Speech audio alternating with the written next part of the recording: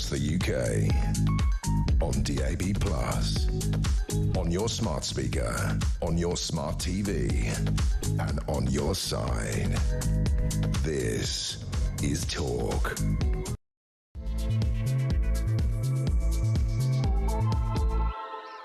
Very, very good afternoon to you. Welcome to Talk Drive. We are live across the UK on Talk, of course, the home of free speech and common sense. A big thank you, as ever, to the Housewife's Choice. What's his name again? Ian Collins. Back tomorrow afternoon between 1 and 4. But we're on with Drive. Don't know what you're doing across the UK. It's a bit murky in London town. It was a bit brighter yesterday, but there we go. Wherever you are, whatever you're doing, this, as ever, is your show.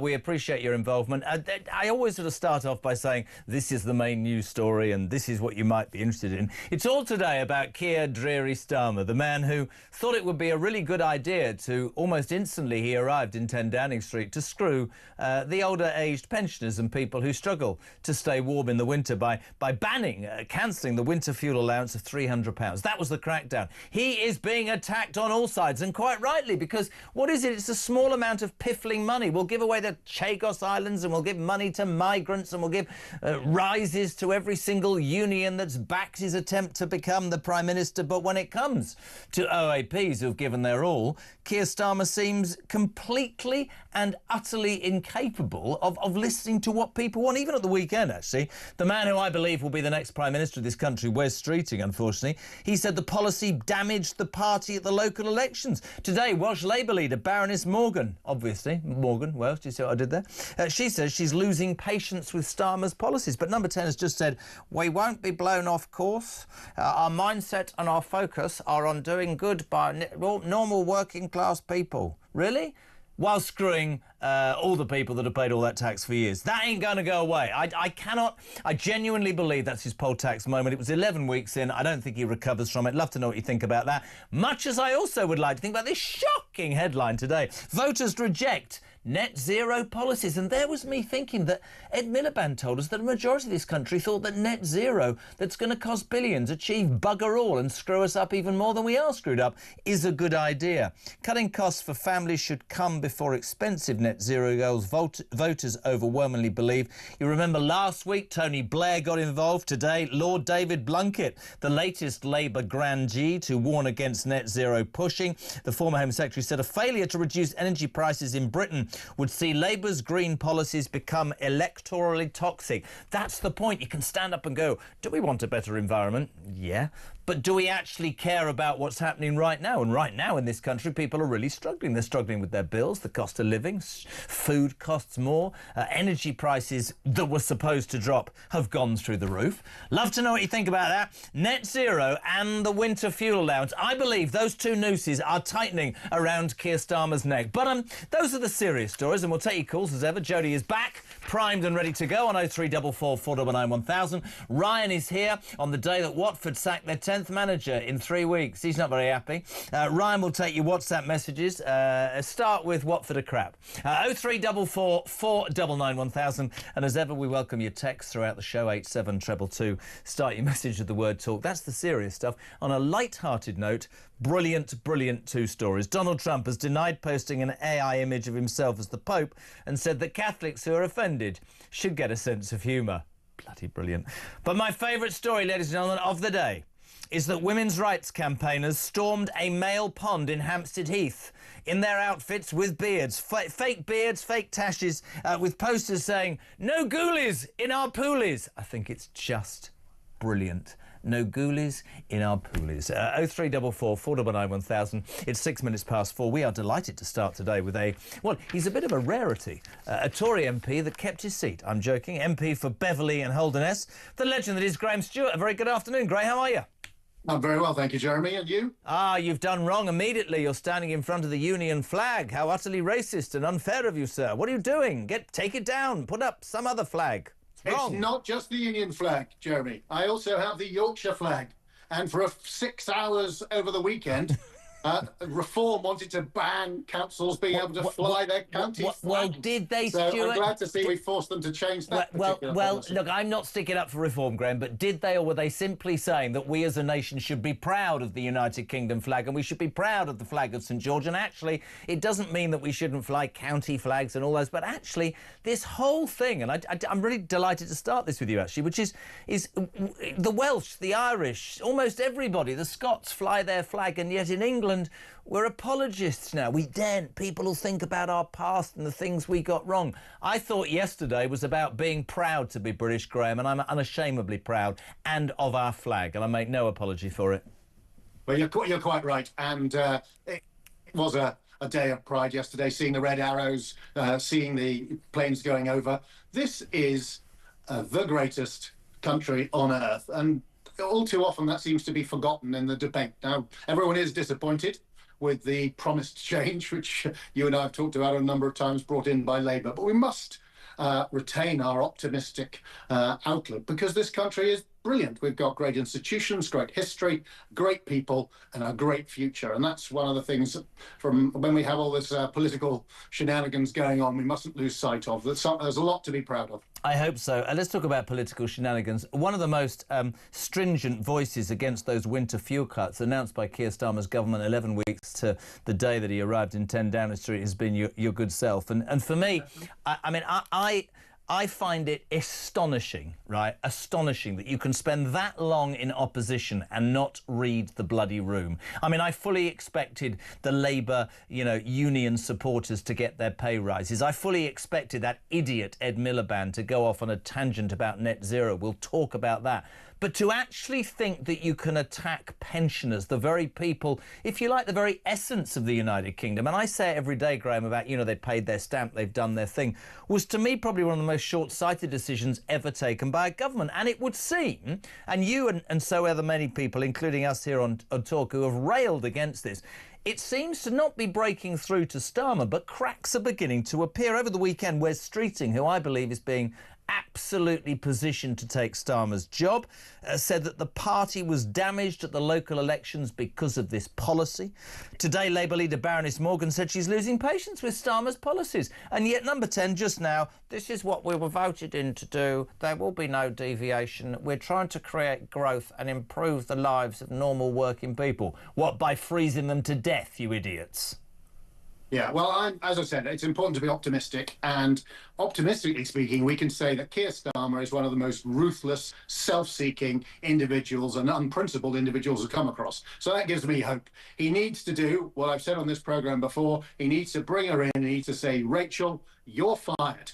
And if he does that, we can change this policy that meant that we had the very poorest pensioners. Martin Lewis was tweeting about it today. Yeah, it's not those who are just above the pension credit limit, broke though they are. It's the 700,000 plus people who are below it for one reason or another, won't or can't fill in this very long, complex pension credit form. And you couldn't change the rules on it until you'd fixed it for those people. And that's what they got so badly wrong. If they'd had a way of doing it for people on more than 20,000 lost the £300, no one would have a problem with that, but they didn't. Instead, it's the 700,000 very poorest who've been freezing this winter and all too often turning up in A&E. Completely agree. You might have heard me talk about Matthew Torbett, the only left-wing advisor who's allowed on this show, for the simple reason this man speaks more sense than most people I have on put together. He sat in the chair opposite me the other day and he genuinely said that Richard III, or Rachel Thieves as I call her, will be, whatever anybody says about 5 years, will be gone in the new year. And he thinks that Ed Miliband, we'll talk about that in a sec, will be gone before.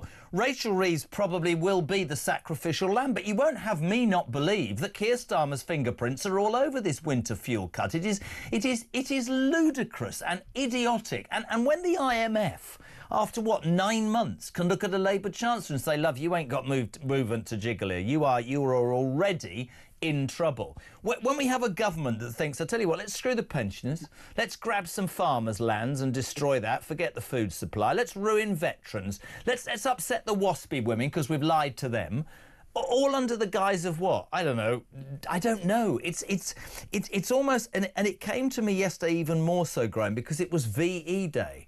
We seem to have become a country that poo-poos and stamps all over anybody that's done anything for this country and put us where we were, whilst extending the arm of madness, it seems, to anybody who can come here for any reason and give nothing to us. And that's, to me, that's basic economics. You talk about growth. If you give to those that haven't paid in and take away from those that continue to be screwed over, in the end they'll go, no, I'm not having that anymore, it's not happening.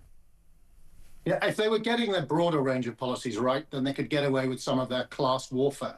But I don't know if you saw the story today, that the non-doms, and of course everybody thinks let's attack the rich more, but they're leaving.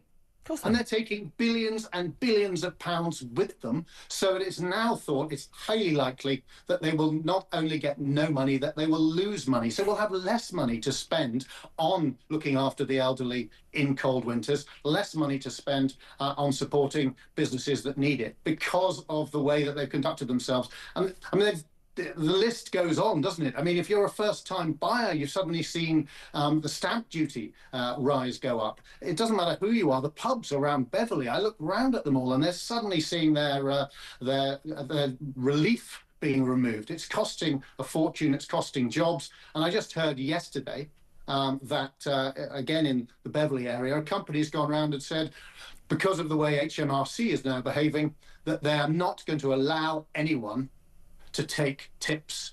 So imagine you're working in a restaurant, you're working in a pub, unless you set up with your own accountant, your own setup, you won't be allowed to take tips. You've got people on minimum wage in Labour's Britain not allowed to be given a couple of quid. And that's the really interesting thing, Labour's Britain. We can talk about the Tories and we can talk about reform, we can do all of that, but this is the bit that I don't genuinely get, and I'm not a political mind like you. But if I was brought to power on a wave of I'm going to do right by the working man, let me tell you, everybody I know north of Watford Gap does not think the Labour Party represents the working man. And you made the point about non-doms. Of course, if you earn billions, you should pay tax. But if you absolutely, through your ideology, allow any sense of reason to be clouded by saying anybody, you know, who's rich should be taxed even more, and anybody who's this should be, they'll all leave. You don't build a country, you don't build growth or a business by saying to any successful businessman or millionaire or whoever it is, you're going to pay 80% tax, because people will go, really? I'm going somewhere else, because you don't appreciate.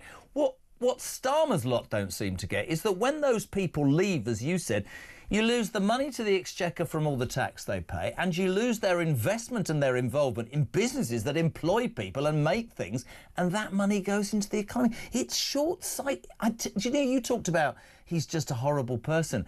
They're so goddamn incompetent in my mind, because they don't get basic economics, do they? They don't, and they're presiding over a cost of living crisis. And when we were in government, we helped pay people's bills. Now we have Labour hiking them up. That's the reality.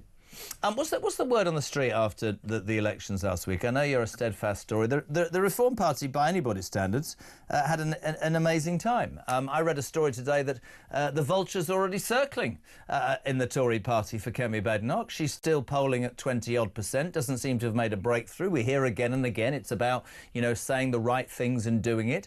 I know you're loyal and all that. Has she got what it takes to take the fight to Nigel Farage and Keir Starmer? Genuinely, do you believe that? Because right now, a year in, nothing's cutting through, is it, Graham? Well, I think she really does, Jeremy. It's always tough when you go into opposition, especially with this huge Labour majority. The focus is on them. And there's so much anger. It's actually almost hurt our purpose that Labour have been so bad for all the reasons you've just given, that it's kind of created a vacuum in a period when people weren't yet ready to hear from us. So we've got to listen to what they said on Thursday. I will be working locally. We have a new Reform mayor of Hull and East Yorkshire, and I'm already said I'm happy to cooperate with him, because we've got to put the country first. We've got to put the local area first and work together for the good of the country. That's what we're elected for, and that's what I should be focusing on. That vacuum can cut through, and we will look forward to seeing progress in the coming 12 months. That vacuum is the thing, though, isn't it? That's what she will be judged on. I wonder how long it will be before, excuse the words, they're not going to be right, the real hatred, anger, bitterness, resentment, disgust at some of what the Tories got up to at the end. Genuinely, because the British electorate had stopped listening. You could have offered them all £1 million and they wouldn't have voted for you. How long will it take for that to subside? If you look at this government, you'd go, my God, the opposition party should be flying right now, but they haven't moved. What's moved is reform, and it's how you deal with that. Let me bring it on, my friend, to another one of Starmer's. I mean, again, madness. You talk about a cost of living crisis, and we've been spoon-fed this ideology of net zero. You know, we say this every day for a reason. 1% of global emissions, and yet it is apparently the most important thing to this government. Despite the fact we're skint, can't afford the interest on the money we owe, we're apparently going to spend billions getting rid of fossil fuels. It's all about renewables, blah, blah, blah. We know all the truth. There's not enough wind. We know that energy bills have gone up. We know that these wind farms will mean that we have to import it, and bills will go even more through the roof. I think it's very interesting. Last couple of weeks, Blair jumped up, didn't he? Today, Lord David Blunkett, another Labour grandee, warning that his net zero policies, that of Starmer, a failure to reduce energy prices in Britain would see Labour's green policies become electorally toxic. I have Matthew Talbot again say that the man on screen right now, Mad Ed Miliband, is toast already, Stuart. Graham, what do you think? Well, I think you're right, because, again, it comes back to promises, doesn't it? The people were promised lower energy bills while also moving forward to tackle net zero. That was the deal. Lower costs and the green solutions, which most of us would like to see. But it turns out it's anything but, and they've cancelled licences in the North Sea. I think we need 15 billion barrels of oil between now and 2050, even if we reach net zero in 2050, and we're only going to produce 4. And Ed Miliband said we mustn't produce any more of our own. We produce just 4. It would be tens of thousands of jobs, tens of billions of tax revenue, and we would be more energy secure. There isn't a single angle you look at it from in which it makes sense not to have oil and gas produced here if we're going to have to burn it here. And that's the reality, and that's why I think Ed Miliband is toast. But it's another way that Labour promised one thing, which was lower costs for people. They thought, great, I want to be green, but I also need affordable costs so I can... Yeah, but I think, you see, I think that's the electoral con, and that's where I think your party fell down. And to me, it was very, very simple watching it unfold. If you ask people and go, would you like the environment to be, you know, the environment, the climate to be healthy and for your children, we're all going to go, yes. If you actually are honest and say, this is going to cost billions, 99% of the emissions in the world, the other countries are concentrating on other things. This is us. And Mike Graham asked the greatest bloody question I've ever heard in my life, Graham, the other day. You know what he said? He said, let's imagine, which is not going to happen, we hit our target and we're net zero by 2050.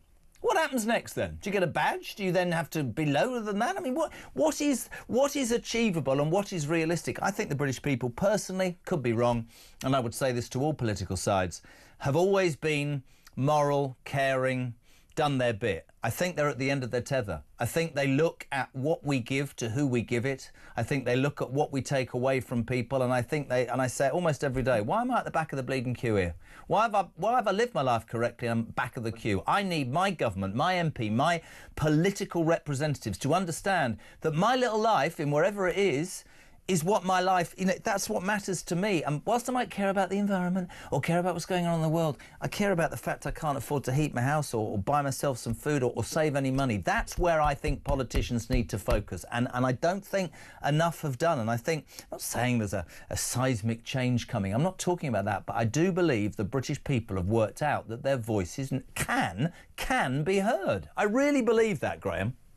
No, well, you're right, but it's also about a balance, and that's what Ed Miliband said before they came into power, that if Labour got in and Ed Miliband was the Secretary of State, it would kill the journey to net zero, because it would do exactly what you say. It would show such a lack of proportion that you would lose moderate people. Moderate people are going, well, we've got to do something about the environment. We want to do our bit, but we're not going to, if we bankrupt ourselves, that does no one any favours. No one's going to follow us. And if the other 99% of emissions go up while ours goes down, what good have we done the world? We've done nothing. No. And that's why you need a balanced approach. That's why we need to make sure that we have more competitive electricity so that our industry can employ people and doesn't just get offshored, and that people can afford to heat their homes. The truth is, you can do both, but you've got to be pragmatic, and you've got to recognise the economic realities, exactly as you say, of people who are struggling to pay their bills. At the moment, Ed Miliband's pushing moderate, reasonable people who like to do a bit into a position of going, this is all nonsense,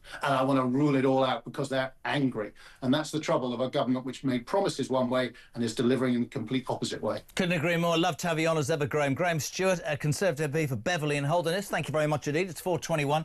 We're live across the UK. Talk Drive for Tuesday. Hope you're having a good day. There on screen, if you're watching, is how you can be involved. If not, I'll tell you in your ear. 0344 499 1000. Our Jude's here. That excited and a nice night with Cameron. Won't say too much. There we go. Ryan's not happy. Watford have sacked their head coach. 0344 499 1000 on the WhatsApp. Amy's so far pushed the right buttons. So we'll take your text on 87222. Back in 3. I'm off for a wee.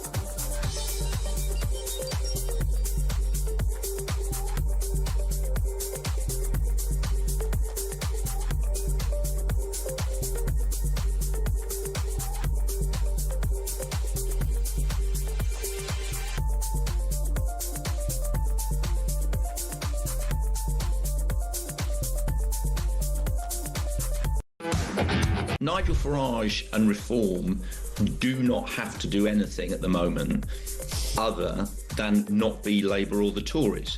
You know, all he has to do is not be Keir Starmer and not be Kenny Badenoch. Right. Now, but also, I think what will also become a key battleground, of course, will be this business that was introduced by Zia Youssef on Sunday and Laura Kunsberg and other shows, where he says, you know, we're going to actively challenge the reform councils where we are, particularly in Kent, which will be an interesting one.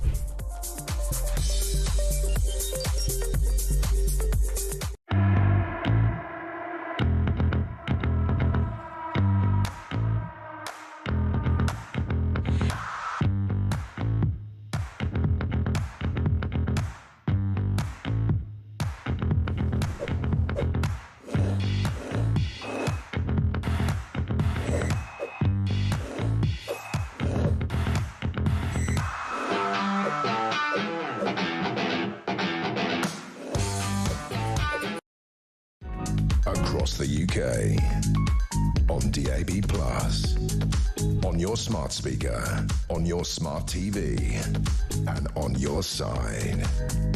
This is Talk. Yo, welcome back. 4:25. It's Tuesday. I was just regaling, where did that come from? I was just regaling a story from this morning with my erstwhile friends, colleagues and team. The lovely Amy, the lovely Jodie, the lovely Jana, and Ryan. So I went to the doctors this morning because young Oliver, slight eye infection, got a bit of a virus. So Vic said, that's the wife, or the enemy, as I call her, the War Office. You need to go to the doctors. And I said, what do you mean I need to go to the doctors? She said, to get an appointment. I said, can't you ring up? She said, you can ring up, but there's always a long queue. So you said they don't open the phone lines till 8:30. So maybe if you got there about 8:15, everything would be good. So get there at 8:15, go in, nobody else, go up to the receptionist. They're a breed, aren't they? And I said to her, and I quote, can I have an appointment for my sick son? She said, we don't start talking to anybody till 8:30. Why is that then? Well, that's when we start. So you need to sit over there for 15 minutes, and at 8:30 you need to come here and give me your son's details. And if the doctor can call today... Sorry? If he can call, then he will. He's 5. Yeah, but we're very busy. Well, you're not, because there's nobody here. So I'll wait till 8:30. I get to the front of the queue, she takes the details, and she says, the doctor will call. Why can't he see a doctor? Let me tell you, I had to control myself. By the time I left that doctor's surgery, I had 20 pensioners saying, I bet if we came over on a dinghy, we'd see a doctor within 5 minutes. It's not a lie, is it? The NHS on its arse. Hello to Stuart in Perthshire, who says, Graham Stewart is delusional. And only by 2029 will he and his party finally realise they are gone forever. Sue says, Labour is going to destroy us if we don't do something. All we can do is vote for the new party reform. They leave us with no other option. They are the most horrible, vile, disgraceful party to ever enter politics in the history of the world. Margaret's in Birmingham, I love her. Two-tier Keir will take freebies such as suits, glasses, tickets and free penthouse. Give money to migrants and will never do what's right for this country. Do one, Keir, as soon as possible. He is stubborn and is enjoying every minute of putting us, the British people, at the back of the queue. Hello to Simon, who says the British people don't see the taking away of the winter fuel payment as necessarily a threat to life, Jez. It's what it represents. They see it as a symbolic way that the British people are being treated as second to overseas aid. 11.6 billion for overseas climate aid, billions for Ukraine, millions per day for the housing of illegal migrants. They see the lie of £22 million black hole and do no longer feel represented by this current government, nor the last one for that matter. All reform have got to do is prioritise the people of the UK. I think that's a really interesting thing, actually, and I tried to say that to Graham Stewart. I think the British public need to feel like politicians care about them and their lives. Simon's in Durham. It's not just that Starmer is a robotic technocrat. More worryingly, he has 0 degree of empathy for the people of this country. He's a disgrace. Jez, I'm 75. Well, I'm not. Oh, I have nothing but utter contempt for this useless joke of a Prime Minister called Keir Starmer. That's from Terry in Slough. And finally, Josh Walker. Hello, Josh. With every VE Day celebration, I don't just appreciate the soldiers who fought in World War II, but all the wars which were in the defence of this country.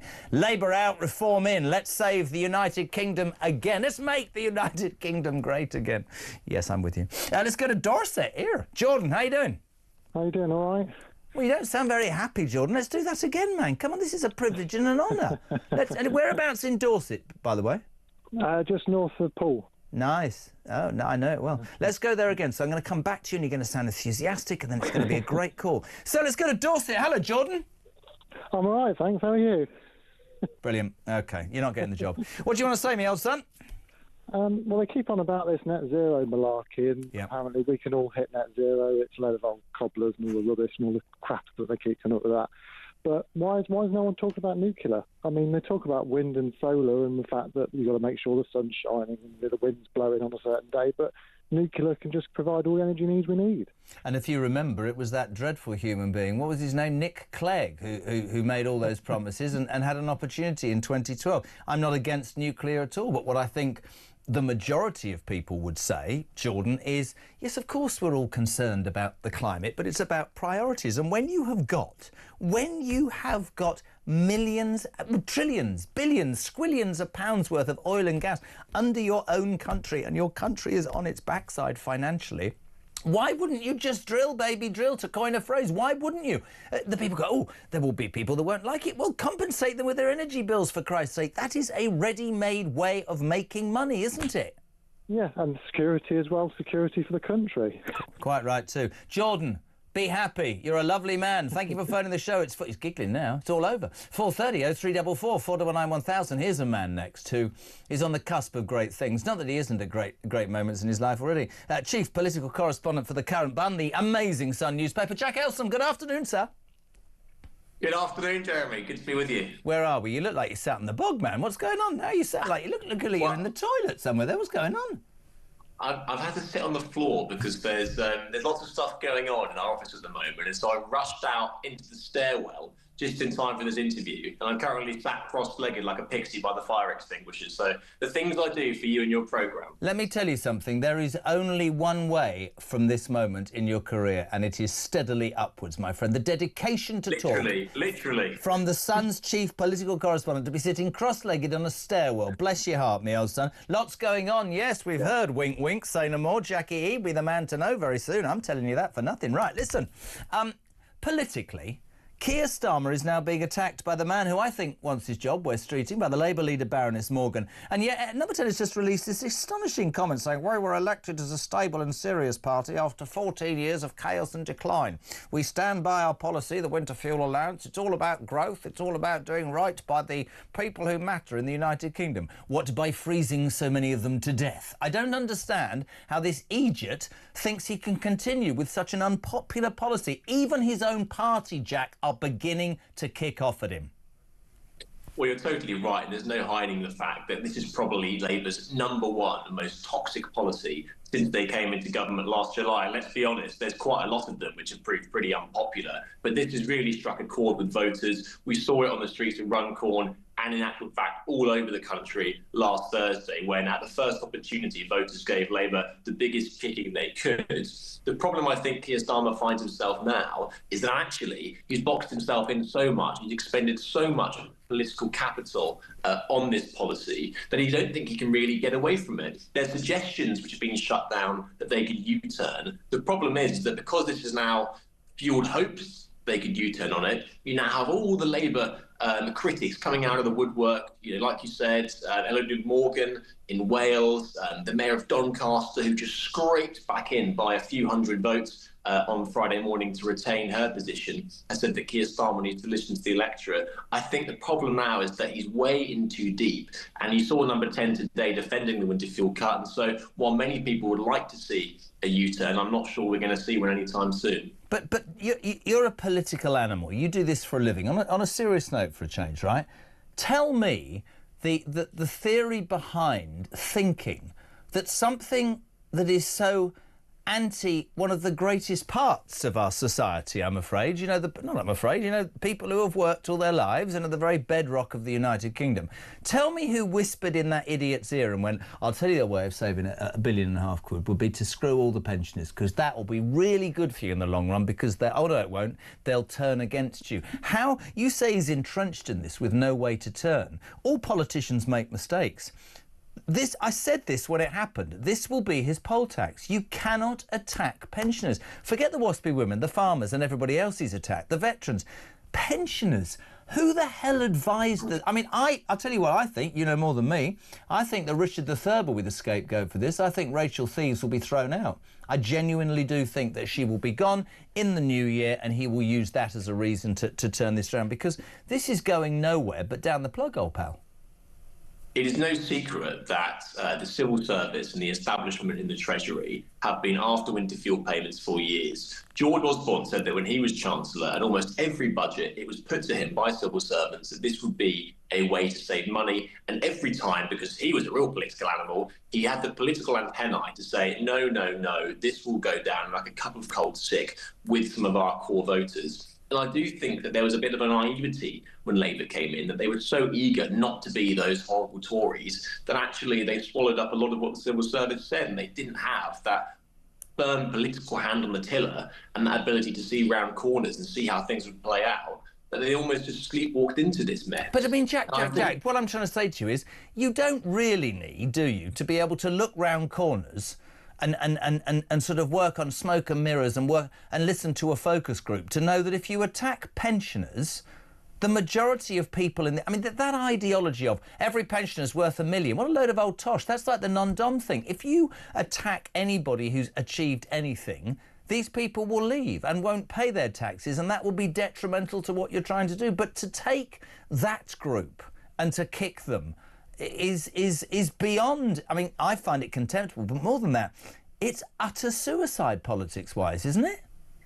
Yeah, totally. And pensioners are some of the group that have had it worst in this period. And, while they say that they are protecting the most vulnerable pensioners, £11,000, if you earn £11,500, you're going to be devoid of this winter fuel payment. And, you know, I think that people talk about £200, £300 winter fuel payment. That's a lot of money if you're just at the breadline earning £12,000. A lot of money in people's pockets, which have been taken away. And I do think that if Labour think this is going to go away, you know, obviously 4 years is a long time to the next election, but people are bearing the scars on their back with this one. And pensioners have very long memories, and I don't think they're going to forget it. And that's why I think that in the short term, we might not have the return of the winter fuel payment. You might have some other benefits down the track. Maybe at the next budget, they'll come up with something else. Maybe it'll be called the energy bill discount or something like that, just to sort of give something back to pensioners. They know they've got it in a mess. I don't think they can reinstate it at the moment because they've just spent so much political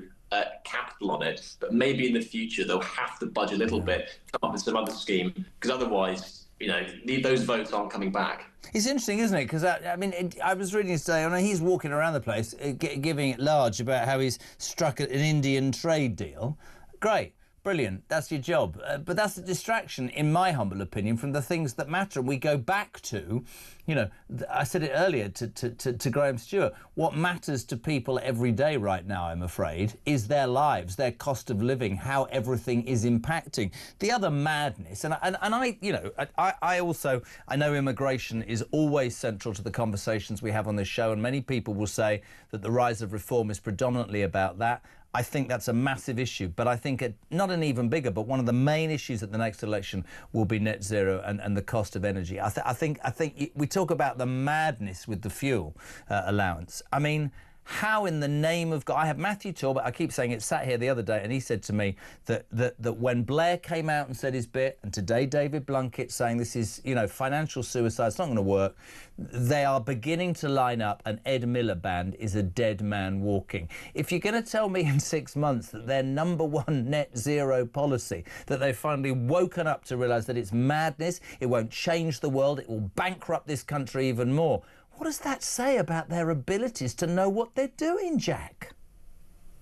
And they can't ignore the numbers on this one. I had a story in The Sun today showing that 6 in 10 people think that the cost of living and cutting the cost on families should come way ahead of chasing... 60% of people, right? 60% of people, that article said, didn't it? Yeah. And just 13% of people, 13, thought that you should prioritise net zero over cutting costs for families. It's there in black and white. And I think that it's all the evidence Keir Starmer needs to sit up and rein in Ed Miliband, who almost seems like a zealot when it comes to this, and, you know, seems to be sacrificing household finances at the altar of climate ideology. People do not mind the sort of ambition to go green in the long term. It's not about climate denialism in the slightest. What it's about is having an approach in which you don't hammer people in the pockets who are really struggling at this point. And I think a lot of people just find it crazy that we are not issuing new licenses for oil and gas in the North Sea when other countries are making the use of the resources under their feet at a time when global gas prices are just so expensive. And in Britain, our electricity costs are almost quadruple that of other countries in Europe. We're being hit the worst when it comes to this. And I think that there's going to have to be some sort of rethink in government because it's not sustainable. Rethink. We're back there again. Rethink. Here you are, Starmer. You're that stupid. You've alienated the pensioners, the waspy women, the farmers, the veterans, and you didn't think that saying to people who are struggling to put food on the table and pay their bills, you didn't think it was weird to go, I'm going to spend billions making sure that we achieve a target that's unachievable in about 30 years' time and the rest of the world has actually woken up to. The rhetoric's one thing. 99% of global carbon emissions have nothing to do with us. And I'll repeat to you what I said to Graham Stewart. Mike Graham, the greatest line I've ever heard. What happens, Jack, if we do hit net zero by 2050? What happens? We get a medal? What do we do next? It's pointless, man. Prioritise British people who are struggling. That's what this government refuses to do because they are driven by ideology, by paying back their union mates. And he's boxing himself into a corner. And Torbit went even further on Thursday. Love your responses. He says that Keir Starmer, on current, whatever anybody tells you, on current performance, they're already starting inside the Labour Party, will not fight the next election as Labour leader. Well, it's a very big call. It's also notoriously difficult to get rid of a Labour leader. Listen, I think that Keir Starmer is probably, at the moment, safe for the long run, although obviously 4 years is a long time. and things can change. There are definitely people inside the cabinet that would be more than happy to take his job. There are lots of ambitious people there, and no shortage of people looking to climb up the greasy pole. Yep. But listen, I think that Keir Starmer is probably safer now. He has got a cabinet full of people who are pretty loyal to him. He is only 10 months after winning that election. I think he's still got a bit of time. But I would only jump in. I would only jump in and say this to you on the stairwell, right? For those of us who understand what Labour is about, right? When you cut it down, it's ideology, it's taxing the rich, it's paying off your union mates, and in the end, be it net zero, whatever it is, they will bankrupt this country. And shame, I have to say this, shame on the Tory party for doing such a terrible bloody job that we ended up with this, because right now I sit here, mate, and I think it's just going to get worse. Final word from you, Jack Elsom, on the stairwell.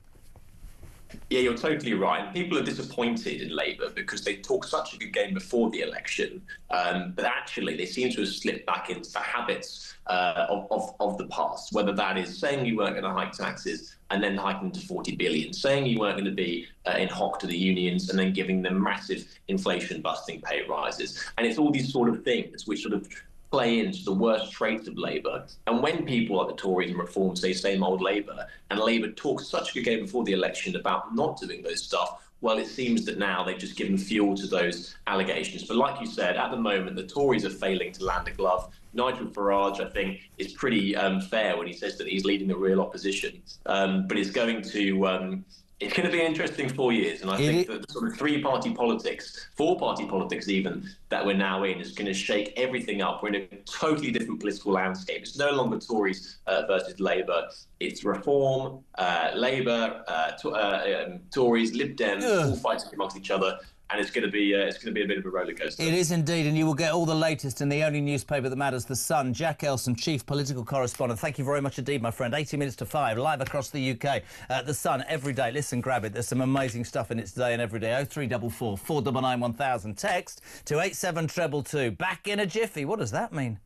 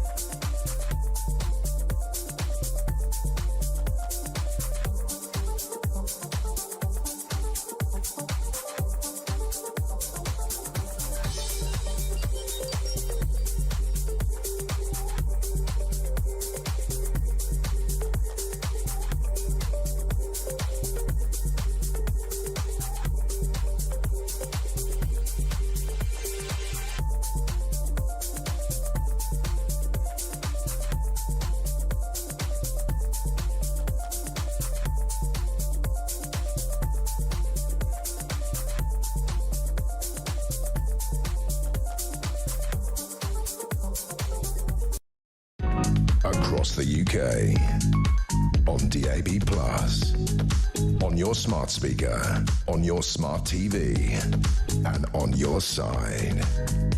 This is Talk.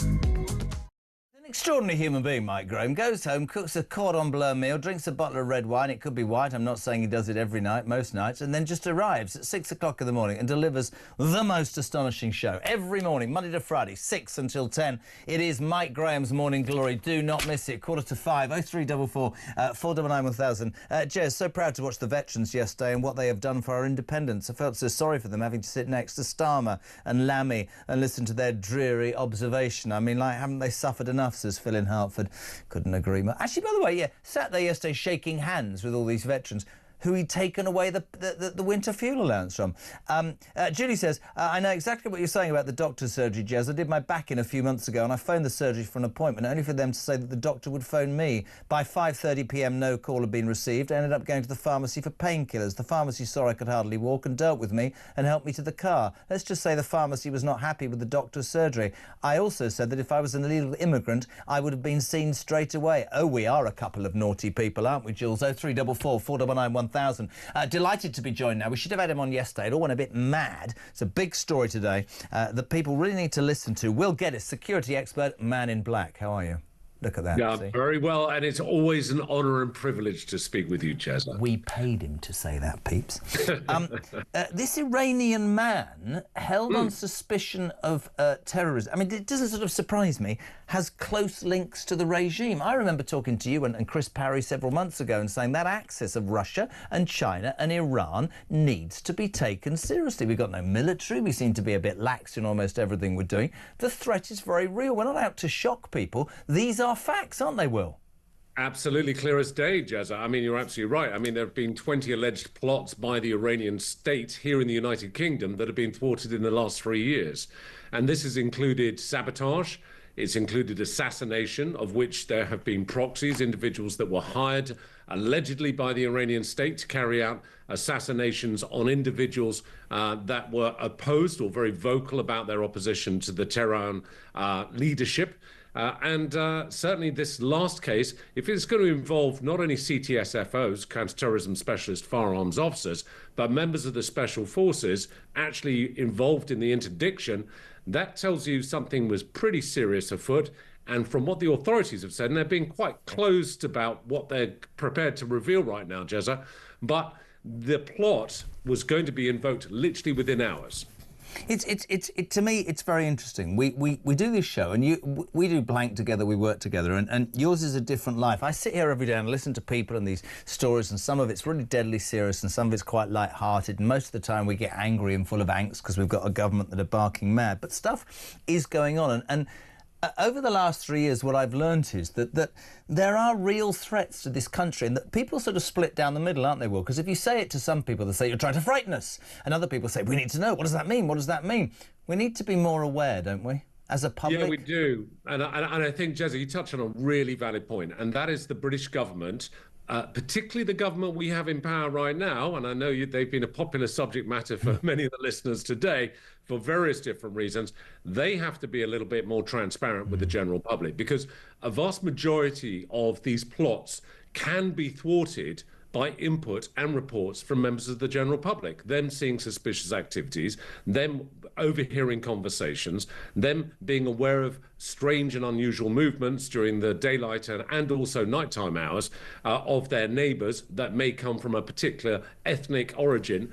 This is all important intelligence which the authorities can then act upon.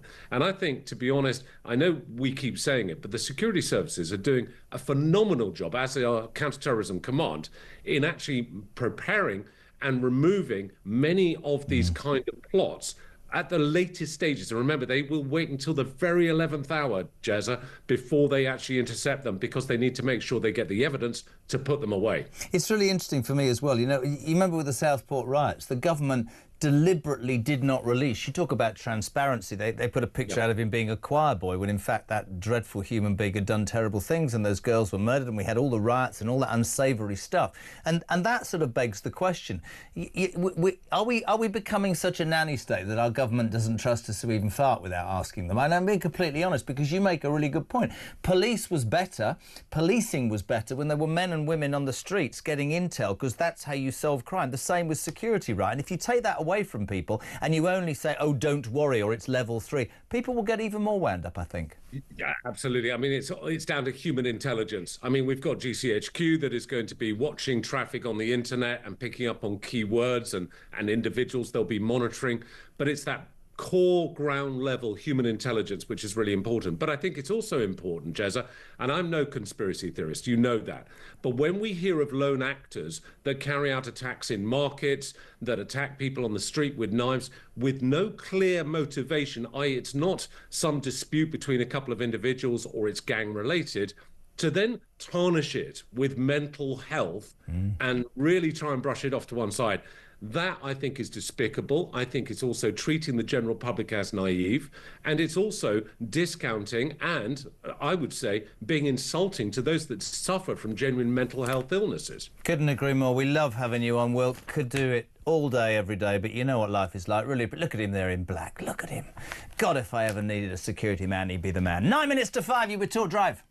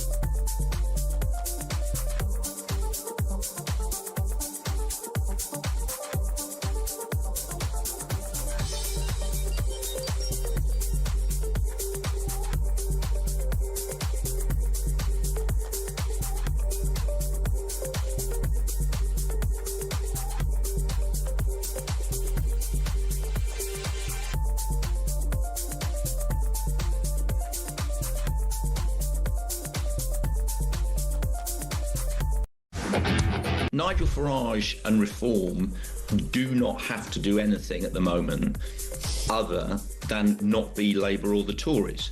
You know, all he has to do is not be Keir Starmer and not be Kenny Badenoch. Right.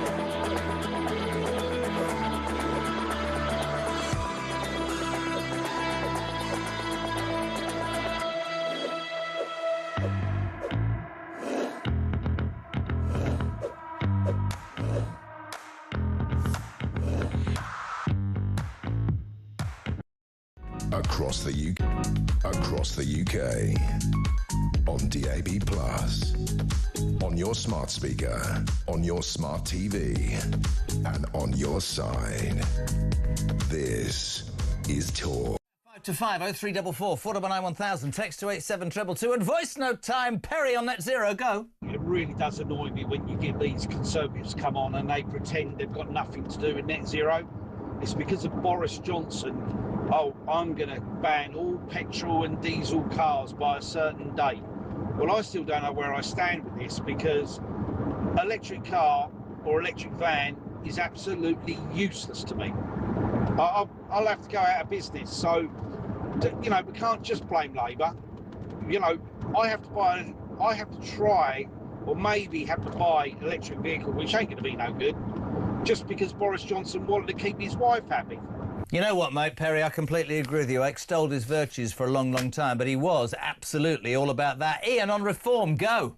It makes me laugh, these people who are claiming that reform was saying they want to ban this flag and ban that flag, etc., etc. They know full well that reform was saying that they want patriotic flags and not these woke or not Palestine flags or things like that, just the Union Jack, St George's flag, regimental flags, things that actually mean something to the UK, not something that is totally arbitrary. And for these left-wingers to claim that anything different is just distorting the facts, and it just shames a lot of them. Good man, Ian. Another Ian in London on the phone. Hello, mate. How you doing? Not bad. You are talking to me because I just got confused when you said Ian before. You got confused. Imagine being me. You've got 2 minutes. Shoot. Right. Basically, with Labour, it's the only party I can think of that actually keeps saying, we won the election, we won. You didn't. You went past the finishing post first because basically the other party just had a car crash. They're useless. They're useless from the top to the very bottom. They come out, as you say, with Ed Miliband. Everybody you speak to says, why is he continuing with this net zero? Oh, I'm sorry. He said that 73% of the country is in favour of it. I'll tell you something, I'd like to know where the 73 people are, because I think they've... You're not going to trust the economics of a man who can't even eat a bleeding sandwich normally, are you? I mean, honestly, I'm with you. I don't understand how... I'll tell you exactly, actually, I do understand. The Tories... The Tories could have offered everybody £1 million and they wouldn't have voted for them. They had lost the British public's ear. And unfortunately, and it was difficult during... It is when you're broadcasting during an election because there's this thing called purdah. A lot of us knew what was going to happen. They've got one basic ideology, OK? This is true. Taxation of the rich. That's all they've got. Give it to their union mates. Give it to everybody who doesn't deserve it. It's all ideology. And they will end up, again, screwing financially this country, which, by the way, is already on its knees, isn't it? Absolutely. Totally 100% with you, Jeff. Good man. Keep it talk. Thank you. Ian in London. Quickly before the news. Stephen's in Wolverhampton. All right, kid. How are you? All this business with the old age pensioners, it's all down to the Labour-run councillors. You haven't got hope in hell and beating them because they're all in with the HR departments and they will fight tooth and nail to stop anybody do anything, especially reform. Just think of the Dover Council. All the people in that council will be going, no, no, no, no, you can't do that. No, no, no, you can't do the other. So good luck, Nigel, Dover and Runcorn, etc., etc. Well, I would like to respectfully suggest, and maybe I'm a boring old git, thank you, Stephen, in Wolverhampton, but Reform Now, in charge of 10 councils, and many people are saying the reality might be very different from the rhetoric. But if you are elected, and Trump is an example of this, with a plan, conviction, belief, desire, whatever, then surely your remit is to follow it through. People tell me that you can be elected to the highest office in the land here, but ultimately you can't do anything because the civil service call the shots. Well, sack the civil service. That's what reforms say they're going to do. Whether they'd be able to do that, I've absolutely no idea. But if we'd learnt one thing surely over the last few months, years, about politics in this country, is that politicians by the boatload, excuse the pun, don't do what they say they're going to do. The Tories were thrown out for lying. Labour has already lied to the waspy women, lied to pensioners, lied to the farmers. Looked the farmers straight in the eye, didn't he, and said, don't worry, we'll look after you. Look the waspy women in the eye. Lie, lie, lie. Reform have a chance. Is Farage, if he gets elected, if he becomes an unstoppable power, is he going to do what he says he's going to do? Because at the end of the day, that's all people want. I think people can forgive mistakes and changes and disagreements and all that. But all they want is somebody who fights for them and tells it how it is. But I think we've got politicians who are too scared to tell the truth. Listen, we're heading to the news at 5. Isabel Oakeshott is here after 5. Brilliant. 0344 499 1000. Text to 87222. News at 5 is next on Talk.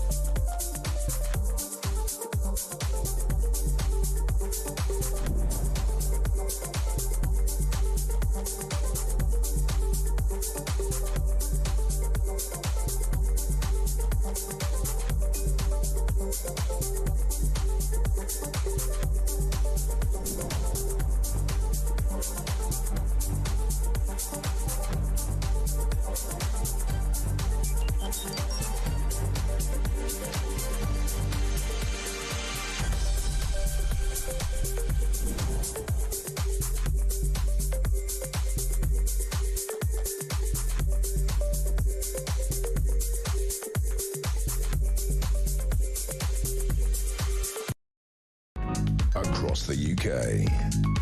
On DAB+, on your smart speaker, on your smart TV, and on your side. This is Talk.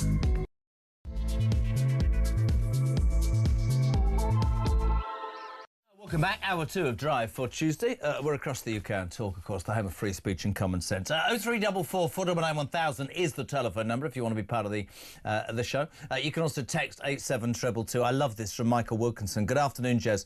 I've spent a weekend listening to politicians from the main two parties tell me either I'm a protest voter who'll return to the fold in a proper election in 2029, or that I should be careful what I wish for as Reform are just a populist party. Then came Lucy Powell telling me that my views on the rape gangs is simply a trumpet to blow or dog whistle politics. I'm left incredulous at the sheer stupidity on the one hand and elated on the other, because at the next election they will not have a bloody clue of what's hit them. They can call us far-right racists and worse all they like. We're not racist and we know what we want from our government. We aren't far-right, we're just plain right. And they, the Tories and the Labour Party, will find out to their detriment that the British people are not wrong.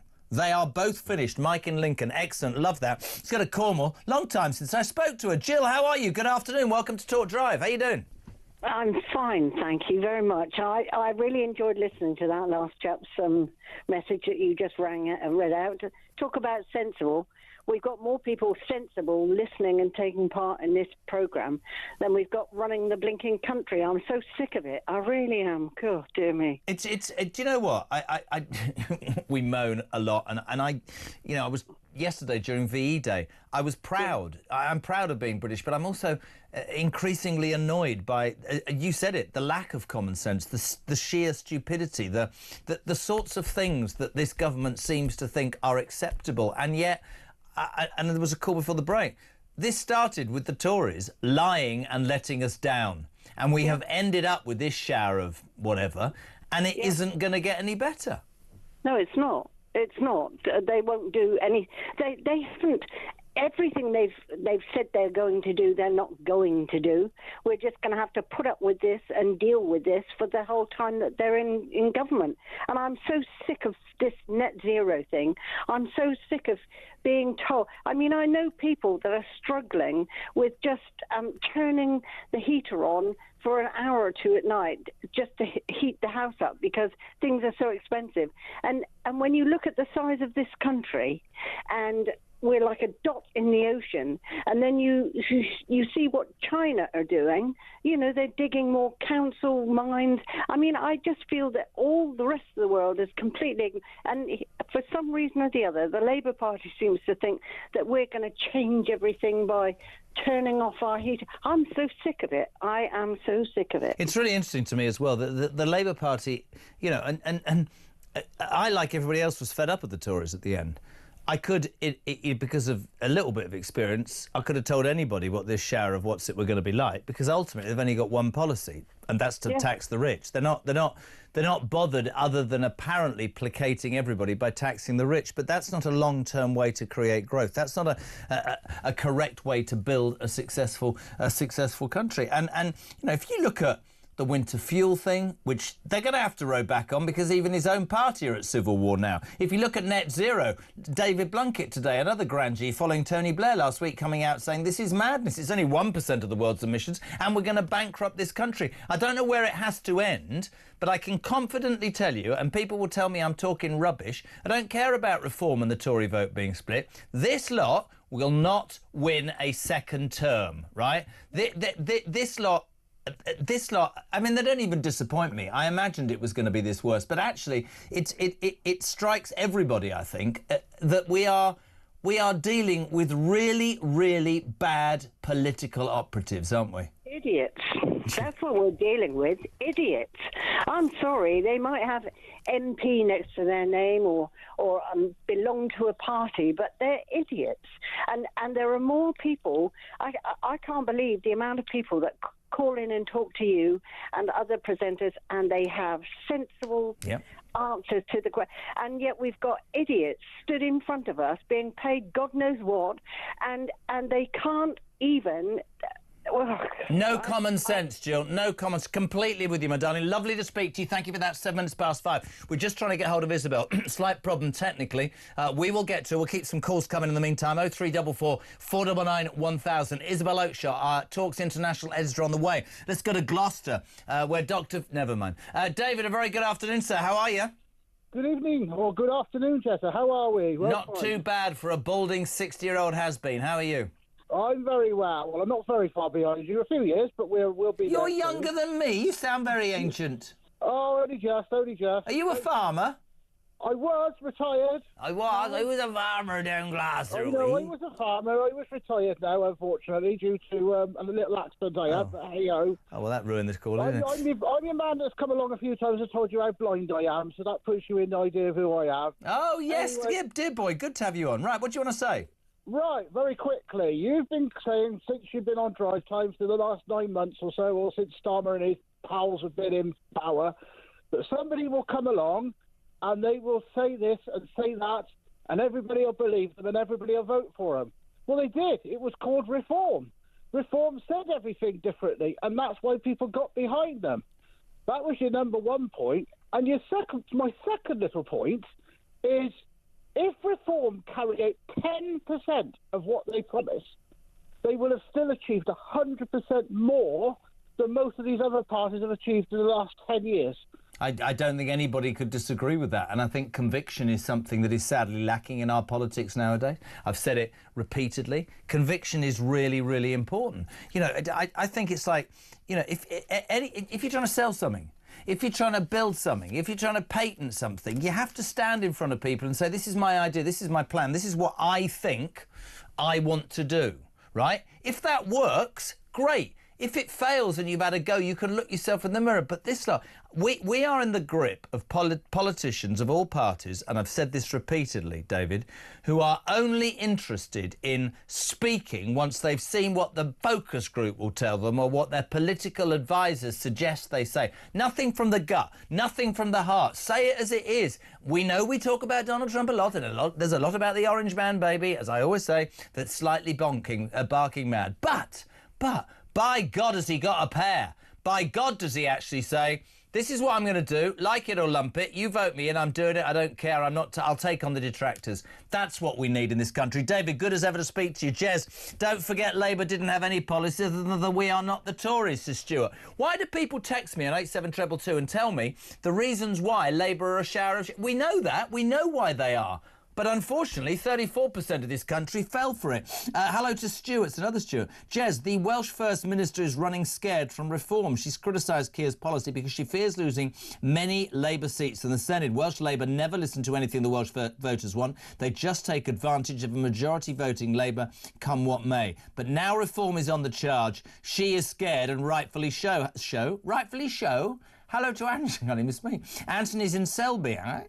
Jez, about Reform's truly patriotic flags policy, it's simple. Just tell Labour to put in their next manifesto that they want to overturn Reform's policy. And let's see who gets the most votes. I think we all know the answer already. Back to the phone lines to Surrey. Seamus, that's a good old Surrey name. How are you, son?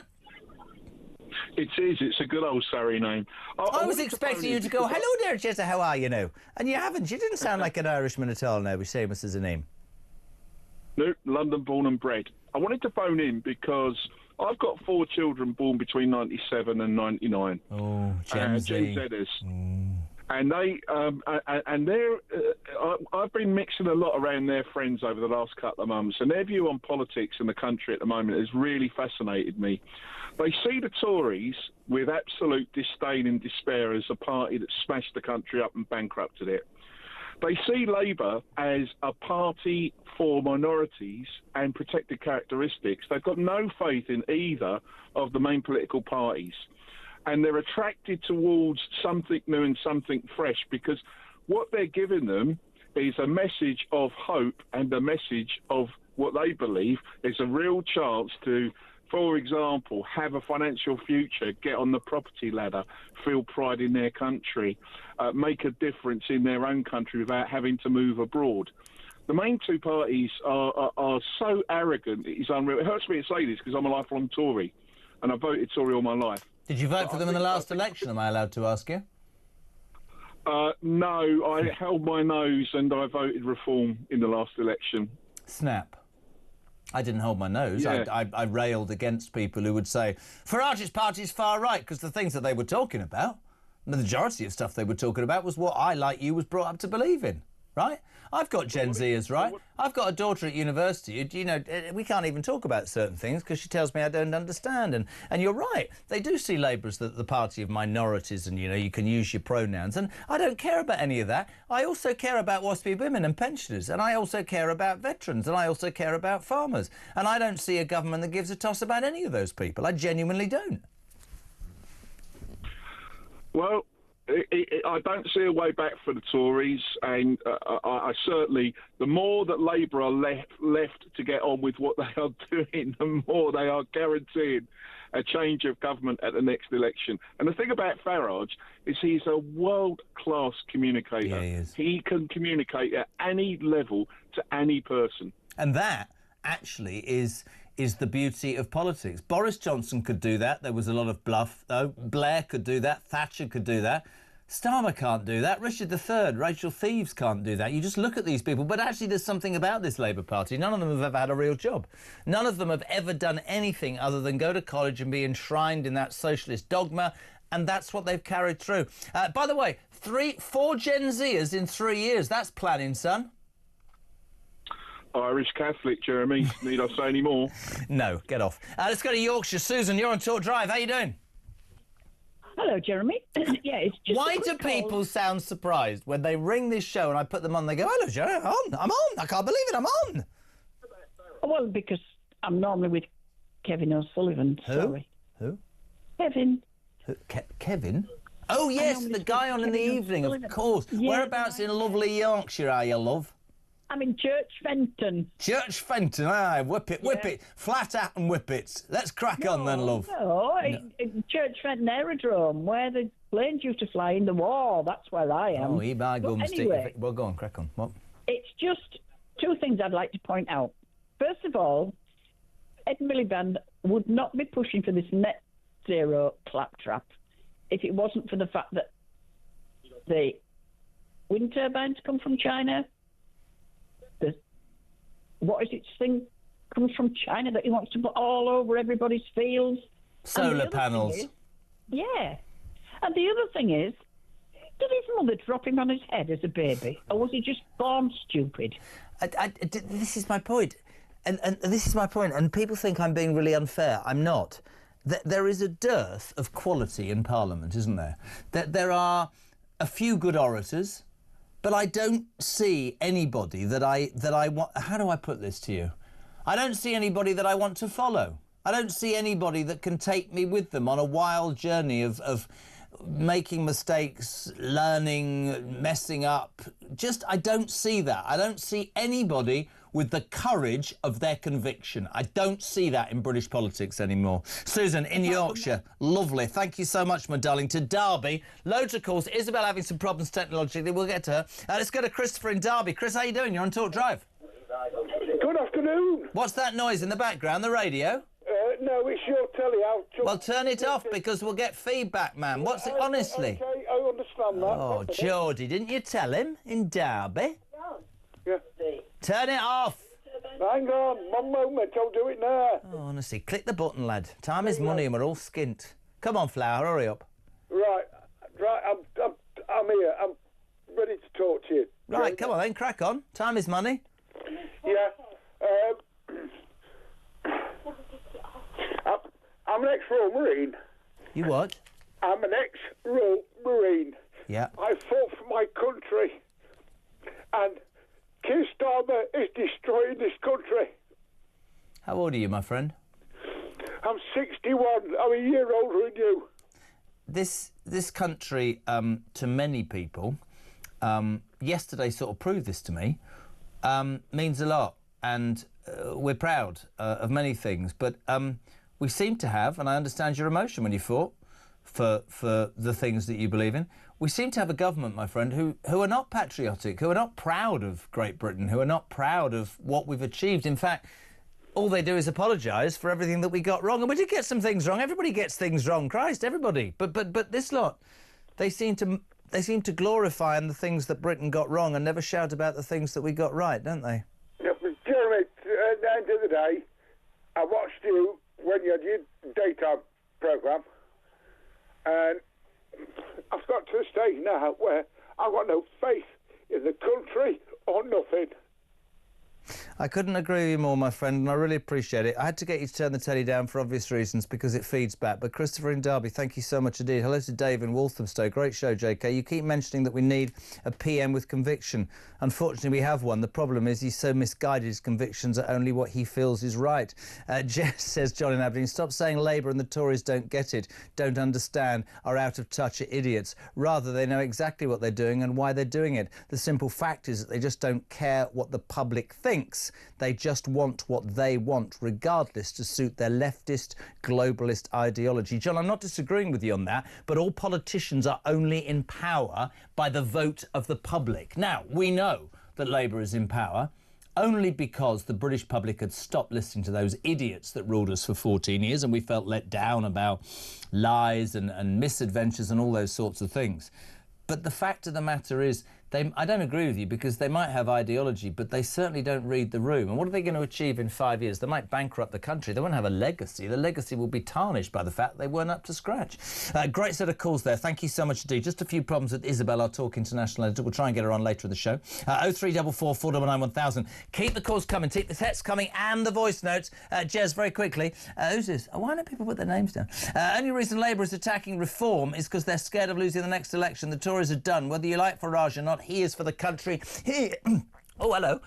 He is for... I nearly choked then. Why are you not cheering? He is for this country. He is for our citizens. He will fight... No, shut up. We're going to a break. I'm going off for a wee. Bye.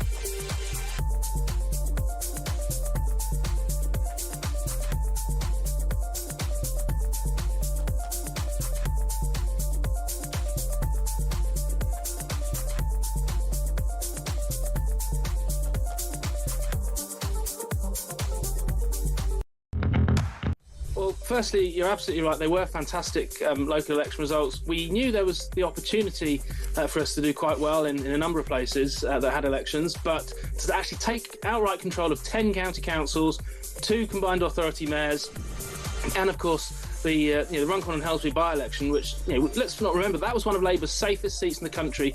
The majority that they were defending in that seat was bigger than the majority Keir Starmer has in his own constituency in Holborn and St Pancras. That's the scale of the challenge that we were up against.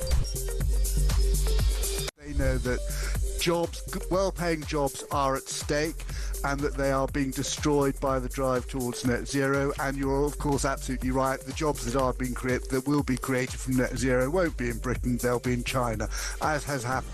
We've seen that with solar, with the solar industry. It's a huge across the UK, on DAB+, on your smart speaker, on your smart TV, and on your side. This is Talk. Gremlins are out in fashion. It always happens on Drive, doesn't it? Isabel Oakeshott, bless her, technical problems. Kinsey Schofield, she's disappeared off the face of the bleeding earth. Never mind, listen, I can talk for 2 hours without stopping. 0344 499 1000. Johnson Harrogate's posh there. He says, Gen Z, young people should study the following. When I were 18, my dad knew nout. But when I turned 21, he was surprising how much he'd learnt. Absolutely, my old son. Keep your calls coming. Text, please, 87222. Start your message with the word talk. What do you want to talk about? A man who, this afternoon, Keir Starmer, has steadfastly refused to do anything about the winter fuel cut to pensioners. That's what we were elected on. No, you weren't. You lied, you idiot. And he's up going, I've done a deal with India. Brilliant, lovely. What about the people who are starving and the people who aren't being able to heat their homes, you nutter? Net zero under attack from another Labour grandee, David Blunkett, today, coming out saying it's ridiculous. The money... The money that you're wasting, what you're doing to this country is going to screw this country. Very quickly about winter fuel, before we get to Kinsey. Les is in Cheshire. That's posh in Cheshire, Les, isn't it? It is very posh in Cheshire. Whereabouts in Cheshire, having lived there myself? Whereabouts? Well, it's actually between Altrincham and Cheshire, so it's near enough Altrincham more so, but it's classed as Cheshire anyway. Very upmarket. People get out the bath to have a wee in Cheshire. Right, what do you want to say? Right, what it is that I recently retired at the age of 66 in January, and given the £300 winter fuel payment that was denied me previously anyway, and previously now, and currently being denied me, I went onto the website for the pension credit. Pension credit, and I'm now getting £73.07 per week extra. I will say one thing, and I'm glad we put you on. One of my biggest arguments about this winter fuel cut, and this is you can get it by filling in this form, and I always think about parents when I say this. How many of the older generation are computer literate? How many of them are able to go through 78 pages to get whatever? I'm glad you're able to, and I think it's great, and I think it should send a message to people. But one of my arguments is that a lot of the older generation don't understand that stuff, do they? Yeah, but if they've got people and family members and family friends who are literate on computers, they can do it for them as long as they've got an email account. And if they do it for them, I mean, they're going to be quids in here. Listen, hold on a second. I've just had Isabel Oakeshott text to me, bless her heart. Thank you very much indeed. Les, you're a legend. Les and Les Cheshire, thank you very much indeed. 0344 499 1000, text to 87222. Well, it says Kinsey Schofield ready, man. You've got guests ready, and now I look like an idiot. We haven't got a call, we haven't got a guest. Isabel Oakeshott can't get on. Kinsey Schofield's late to the studio. I'm just sitting here with something coming out the top of my head. Ladies and gentlemen, she's ready. She's changed. You know, when I first worked with Kinsey Schofield, she'd come on at any time. Now we have to get the rider right, the dressing room's got to be right. 3, 2, 1, go. Kinsey Schofield. This is not true. You know I love you. What have you done to your hand? You are being dramatic. You are being dramatic. Oh, I thought you got a bandage on your hand. It's just a very big jumper. How are you? It's just a very big jumper. Can I tell you something unprofessional? Can I admit something to you? Oh my God, is this going to get us both into trouble? This will end up on Jimmy Kimmel. It might be sexual. Go on, crack on. No, I did get my times wrong today, and I had to get out of the bathtub for this interview.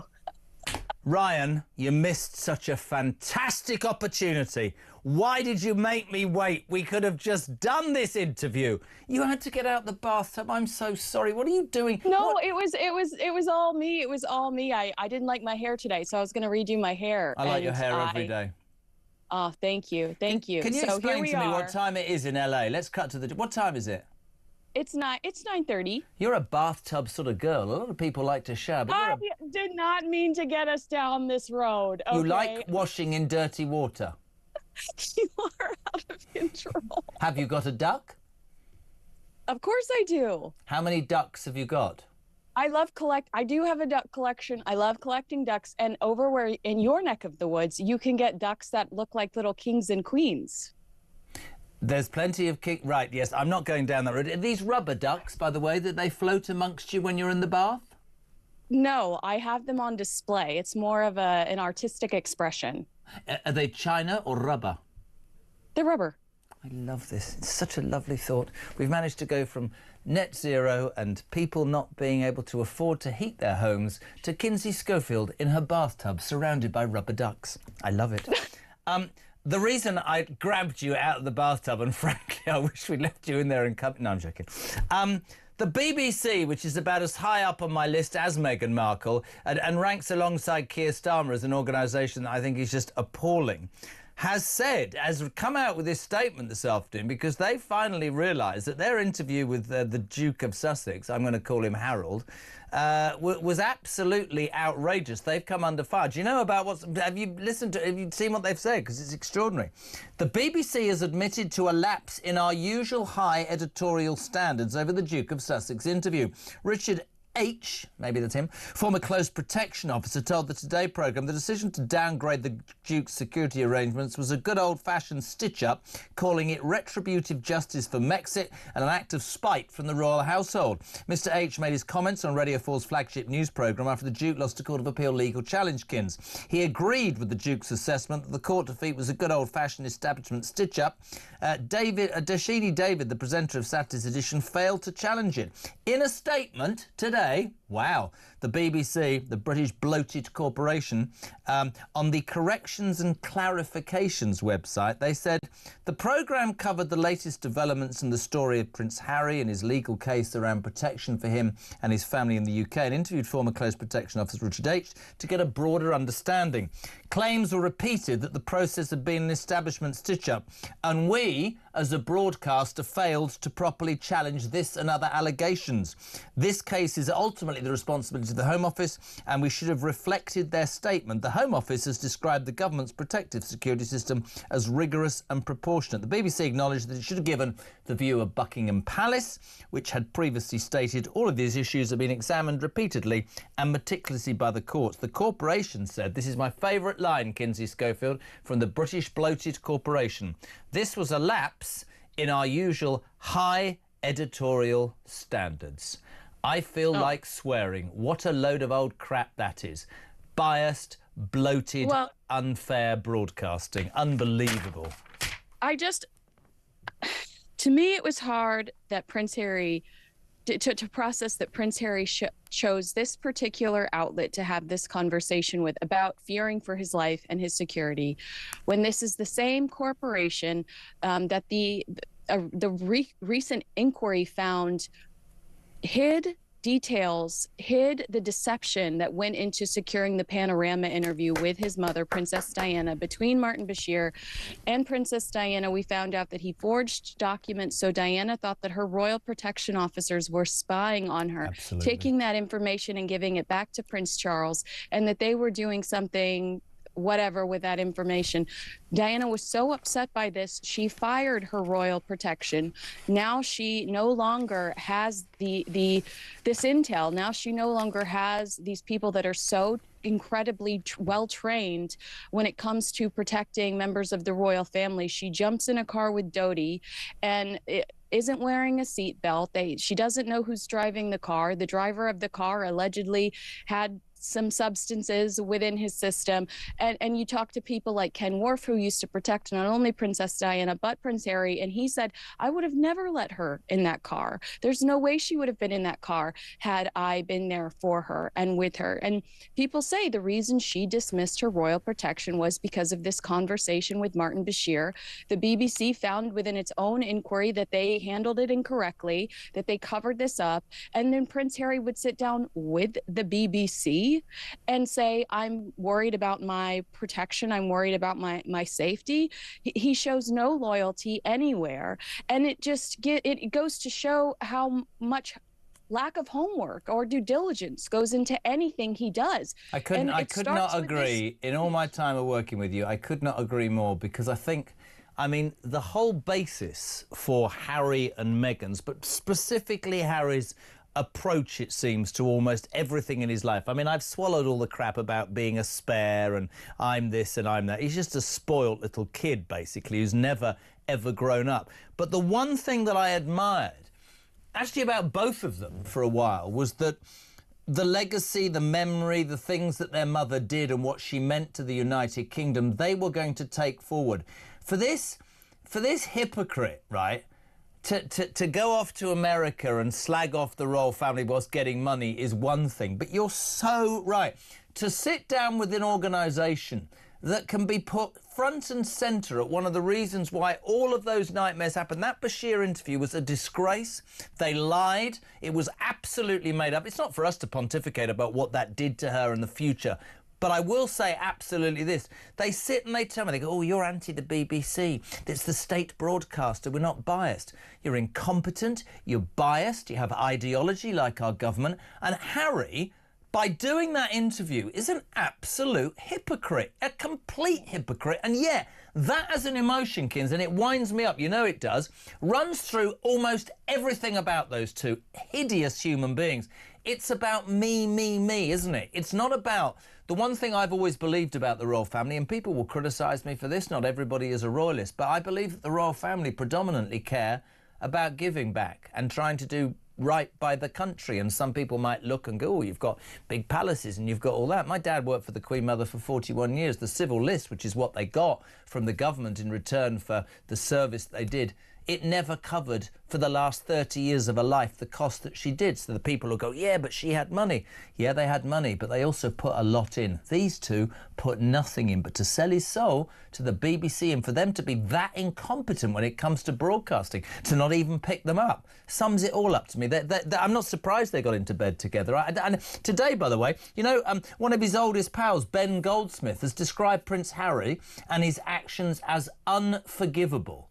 Bridges are not burnt. There's just... people say to me, do you think he'll come back? I used to think he'd come back with his ginger tail between his legs. He's not coming back to the United Kingdom. I don't think he would get a welcome, do you? I felt like the one line that rocked the entire world, that he wanted a reconciliation, was a throwaway line. If you watch that full 30 minutes, he is full of anger. He's full of vengeance. He's bitter. He's fearful. Of I don't know what, because I think that this is mostly about status. Or maybe it's his wife. Let's be honest. Do you think he's scared of his wife? I do think he's scared of his wife. I do think she runs the show, JK, because the Friday that they spent in New York, they were campaigning to keep children off of social media. And by that weekend, Meghan posted a video of Lily talking about how beautiful her fruit spread was.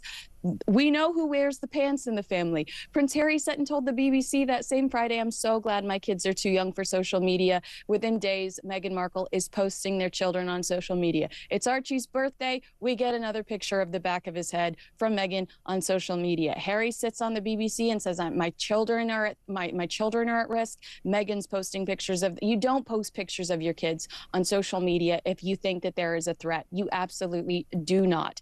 Meghan wears the pants in the family. Meghan is running the show. And Meghan said herself on that Netflix series, Harry lost his father. She started this war. She started this narrative. And there's one way to fix it, and it's privately. And that is something that is so foreign to her. I don't actually disagree with you very often, but I completely you know me, I'm straight. I think that's fundamentally wrong. I genuinely don't believe this is repairable. I don't think it's repairable. And it's even in private. And I'll tell you why, in private, right? Because they don't believe for 1 second that he and she won't open their traps to the nearest press person, and it will be in the papers and across the world in a heartbeat, Kins. JK, to your point, this is not the first time Prince Harry's told us Daddy's not talking to me, which is another headline. He told Oprah Winfrey, my father won't take my calls. We found out days later through sources that the king he was the prince at the time, Prince Charles told Queen Elizabeth, who was saying, could you take his calls? Because now he's calling me. I'm not an ATM machine. So we actually found out at the time the reason that the king stopped taking his calls was because Prince Harry kept calling him, asking him for money or asking him about money issues. It's actually recently come out within the last few days that the king was gracious enough to pay for their security for the first year after they stepped down, something that Harry never told us, because it would have shown, you know, that was something pleasant about and kind when it came to his father. So this isn't the first time that he's spilled the beans. He talks about the private intervention that happened after Prince Philip's funeral within the first few pages of Spare between him, Prince Charles, and Prince William. That was, you know, that's a sacred moment. You are mourning your grandfather, the king's father. Yeah, but there's no way that you could ever say that he understands the situation. I mean, there's two things I wanted to say to you. One is whether or not Charles rules for a long time. You know, I mean, I thought the most distasteful thing about the interview was when he says, "Who knows how long my father's got?" Well, I think people who know about the royal family would suspect that the king isn't in great health. We know he's having chemotherapy. A year is a long time. But when he said, you know, his interview that about living with cancer, you can only wish this man who waited all of his life, and I think has done an astonishing job in the last 3 years, is treated with respect, not by only his subjects, but by his son, who doesn't seem to care. It's all about them and timing. But I tell you what I do believe, this is just a gut feeling, you know far more than me. I think his brother will cut him dead when he becomes king. I think Harry has got two Opes, Bob Ope. I'm not, you know, I honestly think that William, not just the way that Kate was treated, the memory of the mother, but more than that, a kid that every Sunday, and I lived there, would go from Eton up the hill to the castle for Sunday lunch with his grandmother. Not always Prince Philip, but always his grandmother, and was not seduced into it, but taught and believes everything about the essence of the royal family. The other one doesn't. I think that William has probably got a lot of pent-up frustration and anger about the way he would see his brother has trashed the monarchy, and I think it will come back and bite him on the backside. I hope it does, because I think they're awful. I really do think they're awful. Well, I think that is why you are seeing such a sense of urgency and unorganization when it comes to Meghan Markle's brand launches. Something has to stick, because once Prince William becomes King William, the proximity will no longer exist. When you say something has to stick, have you bought any jam from the Archewell Foundation? No, and can I just tell you, I looked on eBay because I thought if this was really something people wanted, what, the jam? There would be eBay auctions. People would be selling the packaging, anything. Nothing's on eBay. I don't think anybody really wants this stuff.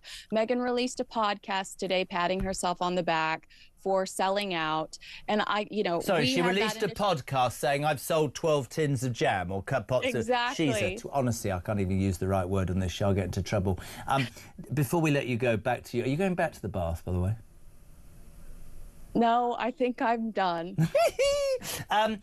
Your leader, the Orange Man Baby, surpassed even himself this week. Donald Trump has denied posting an AI picture of himself as the Pope, and said that Catholics who were offended can't take a joke. A picture of the president wearing white and gold robes in the style of a pontiff was posted to his account on Truth Social and caused an outcry about some Christians. I had nothing to do with it. So somebody else made a picture of me dressed like the Pope and put it on the internet, he said. Then fire that person. Well, when it was pointed out to him that some Catholics were offended by the image, he said, "Oh, they can't take a joke, them Catholics, can they?" I mean, it's a real... But first of all, I do know he does not run his own social media. He does have a team of people that do it, so I will give him that. But and these AI images he keeps coming up with are ridiculous and silly, and you know, if you want to be respected in office, and if this is about your legacy, chill out with the AI imagery of eagles flying out of your back and you dressed as Rambo or the Pope. You know, I understand that he's got a great sense of humor. I do believe he has a great sense of humor, but I don't think that some of this stuff is necessary, especially with the climate the way that it is in the United States right now. Yeah. And I get it. I think he's funny. I get the joke, but I don't think this was necessary. This is very serious. We must finish on an even more light-hearted note, which hopefully will make Jimmy Kimmel. Have I got your full attention, Miss Schofield? Yes. There is a part of London called Hampstead, and there is a pond where people go swimming. And for some reason, there's a male pond and a female pond. Well, yesterday, we've had this... You know when Donald Trump stood up at the inauguration and said, this government has only two genders, male and female, and we had the Supreme Court over here saying that a woman is a biological woman. It's not a man dressed with a penis as a woman. That's the end of it. So yesterday, women's... I don't know if you know the words. Women's rights campaigners stormed the male pond at Hampstead Heath. They arrived in... I wish we had pictures. They arrived in their swimming costumes with fake beards and moustaches and comb-overs, carrying signs saying, "No ghoulies in our poolies." Did you make this up? No! Have we got a picture? No ghoulies. Now, do Americans know what ghoulies are? No. Dangly bits on a man. Oh, a hang down. Okay. I beg your pardon? Is that what you call a ball? A hang down? Yes. Is that what you call it? Yes, I love that story. It seems like they're just being naughty and fun and trying to start some drama. Well, they said they were heard shouting, "No ghoulies in our poolies," in protest over bosses refusing to ban trans women from an adjacent ladies-only pond following that Supreme Court ruling. 30 female protesters wearing false beards, wigs and moustaches descended on the male-only pond on Bank Holiday Monday, demanding to be let in as they self-identified as men. Brilliant. Well, yeah. I mean, if that's it, I think that this, at the end of the day, this is about just wanting a safe space. And why is that unfair to ask for? You know, I don't want to see certain things, and when I go into the ladies' room, hang down. Hang downs. I don't want to see a hang down. You know, that's so rude. Can I just say thank you for getting out the bath. Thank you for lighting up every time you come on this station. But most of all, thank you for telling me the new phrase for a pair of ghoulies. Ladies and gentlemen, hang down by Kinsey Schofield. This is Talk Drive.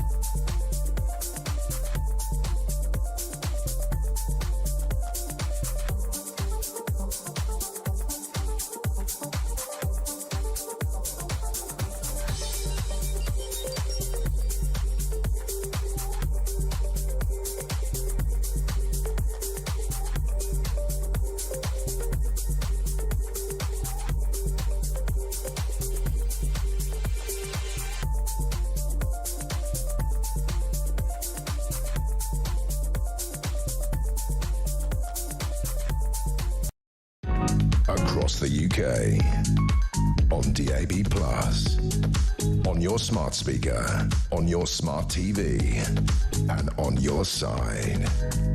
This is Talk. 6 live across the UK. This is Talk Drive. Push the button, Ames. Sport Summary on Talk. We've cast aside that would-be broadcaster Sam Ellard. We brought the big boys in, the James Bond of football commentary. Look at him. Look at Sam Matterface. If you're tuning in, he looks like a villain, a Bond villain. Where are you, man? You've got dark shades on. What's happening? Well, listen, it's 7 o'clock where I am. I'm in North Norway, right inside the Arctic Circle. I'm 75 miles inside the Arctic Circle in a place called Burda, which is the destination for Tottenham Hotspur this week as they take on Burda Glimt, the team from this town, in the semi-final second leg of the Europa League. So, yeah, very exciting. It's bright sunshine here. It's very chilly, but it's absolutely beautiful. You look like you're in Antarctica, man, in your camel hair coat. I expect you look in the park. Can I just ask you briefly about Thursday's match? It could be the Europa League ends up as a final between Spurs and Manchester United. Apart from West Ham, who are crap, those two are in sort of 15th and 16th in the Premier League. Very quickly, he always said, Postecoglou, I win a trophy in my second season. Amarin's still on a honeymoon. Does he go irrespective of whether he wins on Thursday in your mind, Postecoglou, Sam? That's very much the feeling, actually, that despite the fact that they could end up winning the Europa League and therefore qualifying for the Champions League, it won't be enough to save him from a change in the summer. It may be that he decides to walk away himself. I must admit, I think he's been a little bit hamstrung by injuries, by the lack of depth in the squad. But, you know, you can't lose 23 games over the course of the season. I'm not sticking up for West Ham, but he, you know, the Tottenham Hotspur manager should be able to know when to defend, and he doesn't know that his team does not defend, and you have to say that. Let's talk about tonight. We'll look forward to your coverage on Thursday, James Bond. Tonight, Champions League semi-final. What a game that was in the first leg. Inter Barcelona, currently 3-3 on aggregate. That was a fantastic game of football, wasn't it? Yeah, I don't know what you were doing when you were 17 years of age, but I doubt that you were a world-class footballer scoring on your 100th appearance for a club as great as Barcelona. And Lamine Yamal certainly stole the headlines last week. But that game's very much in the balance. I've been to San Siro this season with Inter Milan, and they're a difficult team to break down, especially on their own patch. The fact that they've taken the game back to San Siro with it being level means it's going to be very, very difficult for Barcelona, I think, tonight. They should have enough firepower, but can they defend? Really interesting. And, of course, tomorrow night, Arsenal season. I was speaking to Piers yesterday. He said it's all been a plan. All this inconsistency, the plan is we are going to win the Champions League, a season-defining clash against PSG tomorrow. PSG, I'm not anti-Arsenal. I don't support them. You've got the greatest player in Declan Rice. But tall order against PSG. PSG look amazing. Amazing. Huge problems for Arsenal in the fact that they've got to try and come from a goal down. But it is only a goal down. They weren't brilliant in the first leg, but it is only one. And when it's only one, it's within a catchable distance. They've got some good players. Bukayo Saka, if he has a brilliant game. Remember, PSG entertained Liverpool in that stadium not so long ago. Yes, they knocked them out in the second leg at Anfield. But actually, Liverpool beat them in Paris, first of all. And Liverpool was second best that night. If Arsenal pull that off, then they'll be delighted. And you're right, the first goal, the commentators cursed, the first goal's the important goal. And when you think what they did to Real Madrid, but that's the anomaly about Arsenal. They can lose to Bournemouth, and yet against Real Madrid, they look world-class, Sam. World-class. They're a good side, Arsenal. Good side, Arsenal. I think they've been hamstrung by a couple of things. Injuries at the beginning of the season, the failure to add to the squad when they should have done in January. They needed a world-class striker. In the Premier League, they've drawn too many games, Jeremy. Yeah. That's been their biggest downfall this season. But if they were to get over the line, get to a Champions League final and win it, no one would even bat an eyelid. Completely agree. A couple of quick stories. One I don't really want to do. It's about Watford. That's just Ryan playing with the whole game. Alexander Tom Cleverley's gone today, hasn't he? Yeah, Tom Cleverley sacked as the hunt starts for Watford's 12th manager since 2020. 11 have been sacked in 5 years, man.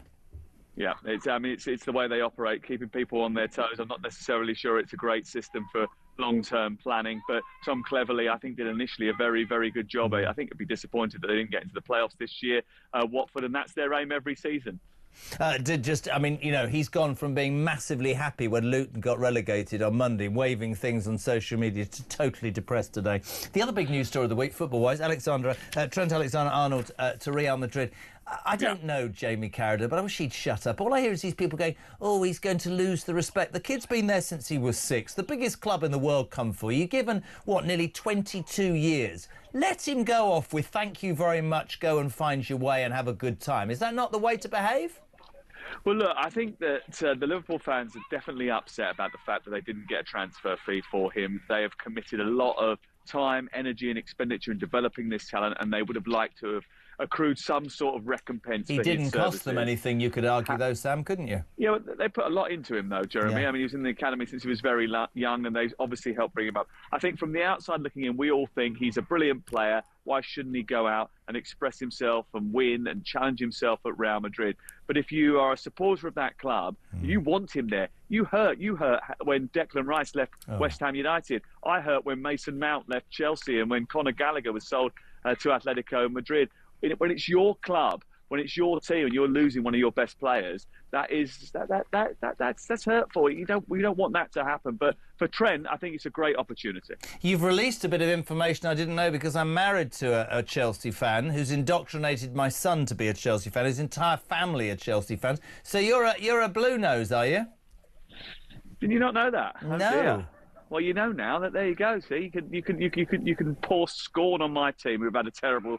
Well, actually, they'd had a terrible couple of months, but won at the weekend against Liverpool and have given themselves a great chance. And I don't know an getting into the nth top of five. what you know about football. I'm just a fan, but Lavia looks amazing, mate.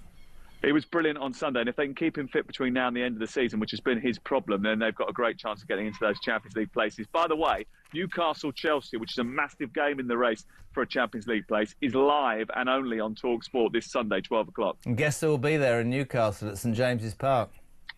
Yep, I'll be there. I'll be there as well. Listen, Will you? Yeah, I'll be there. Come and see me. Box 23. I'll come and see you. Box 31, actually, with Robert. I'll be there. But listen, good luck. You must get a real kick out of watching Spurs get into a European Cup final whilst Chelsea aren't. But listen, we love the glasses, we love talkSPORT, and we love you. Sammy Metaface, we've got to go. Thank you very much indeed. talkSPORT live Thursday, Spurs Bodo Glint.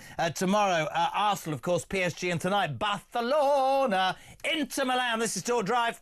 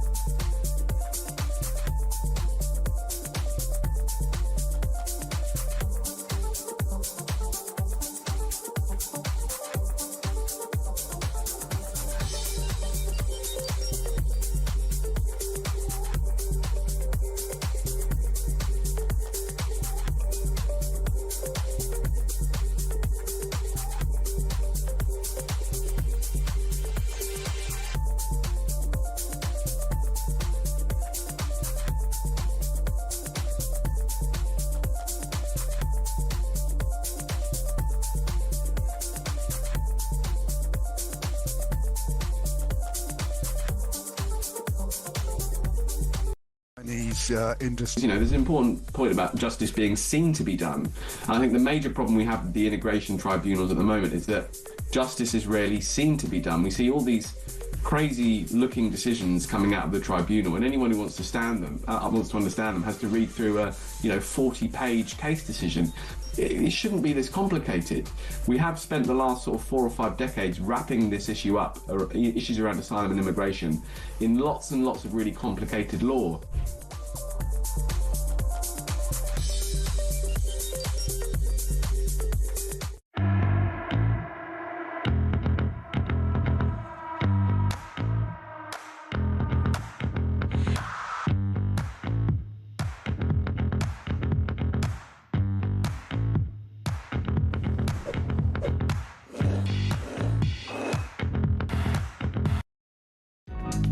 across the UK. On DAB+, on your smart speaker, on your smart TV, and on your side. This is Talk. 4 minutes to 6. We're just talking to Sam Metaface there about, the Champions League. And time now to find out how you could be in the chance of winning. It's fantastic. A weekend away in Munich at the end of May to watch the biggest game, the Champions League final of European football. The Champions League final is going to be amazing. Well, also, because quite nice here, put $5,000 in your pocket to spend on how you want. What would you spend $5,000 on? Have a listen. Win a once-in-a-lifetime trip to watch the Champions League final live. Go to talksport.com/win for your chance to embark on the ultimate odyssey of football ecstasy. With 2 tickets to the Champions League final live at the iconic Munich Football Arena, Germany, including flights, accommodation, and an uber-massive $5,000 in your hand. How about that? Enter online now at talksport.com/win. Terms and conditions apply. Achtung, baby.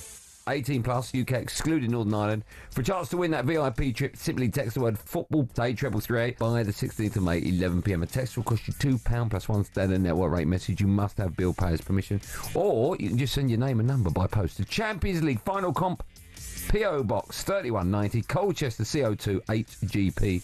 It must arrive by 5 p.m. on May the 21st. Brilliant. I'm happy to do voiceovers, by the way. That's how I started. Don't miss out. It's an incredible chance to win, courtesy of TalkSport. $5,000 and 2 tickets to the Champions League final. Do you know that's right? Do you know my first job was, Ryan? This is what my first job, Jody. I got 35 quid for this. Traffic and travel on Wyvern FM. Available for voiceovers for any cost. Brilliant. 0344 499 1000. Text to 87222. Almost 6 o'clock. Quick call. Mick, you've got 1.5 minutes on Talk Drive. What you got, son? Simple way of stopping the boats from coming across is every single boat that comes across with immigrants on is take 10 fishing licences off the French. I've heard this repeatedly. Would that make a difference? Would that make a difference? Macron would be at the table within a week. It isn't a better way, no disrespect to fishing licences, you could be right, just to turn the boats round and tow them back to France whence they came? Why don't we do that? You'd have the French towing them back because they don't want to lose the licences. Why don't we stop giving the French £500 million a year for doing absolutely jack? Well, if you stop the licences, you ain't got to give them that money because they ain't going to send them across anyway. They ain't going to need to. Listen, you got to think from a illegal migrant's point of view occasionally. I think sometimes they're a bit harsh. If you are in France and you have to speak French and you've only got a tent and you look a few miles across the sea and you see a lovely hotel and a mobile phone and a car with credit on and warmth and happiness and people will let you see a doctor and a dentist. I mean, it's going to be attractive, isn't it? Yeah, that's why I've come to Spain, so we can get a boat back across the channel.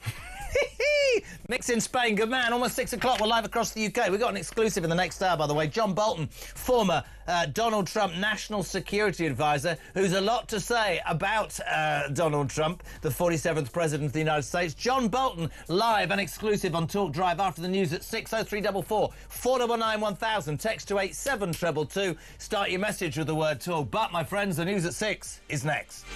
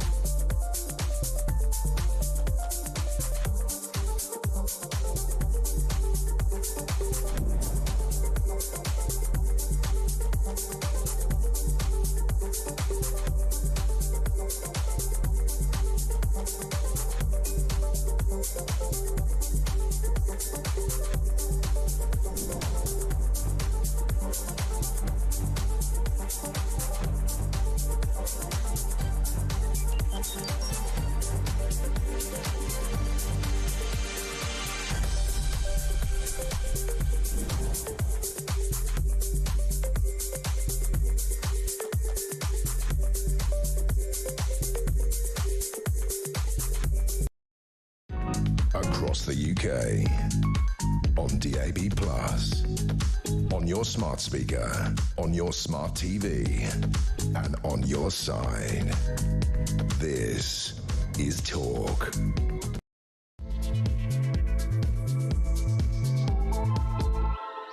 Welcome back to Talk Drive. There's a lovely man who works in this building called Phil Dave, who rushes around the place making decisions and being very important. He's literally just dropped his backside when I said something to him and shot out. Welcome to Talk Drive, fun, loud, for Tuesday. We'll have across the UK. I am but the fluffer. Ladies and gentlemen, for Kev O'Sullivan, who will stride in here with a couple of minutes to go and deliver a professional programme. We'll just scupper the next 57 minutes. If you'd like to be part of it, though, 0344 499 1000, text to 87222. For those of you who are looking forward to Isabel Oakeshott, some technical problems for her. She'll be with us tomorrow afternoon from 4 o'clock, as I promised this hour.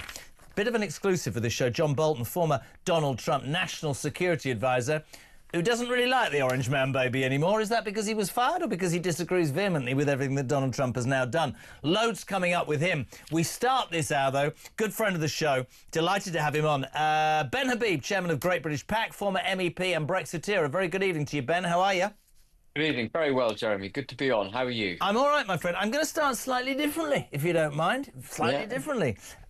We've lots to talk about, but I want to start with, because I haven't had a chance to talk to you since last Wednesday. You, Rupert Lowe and several others have talked repeatedly over the last few months about the democratisation of reform and how Nigel Farage is a one-man party and he needs, if he's going to be successful, to learn to give responsibility away and be a party man.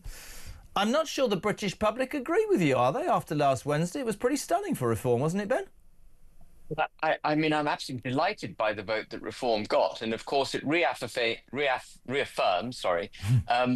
at least three plebiscites we've already had. The referendum in 2016, which was a vote for change, returning the Brexit Party to the European Parliament in 2019, which was a massive vote for change.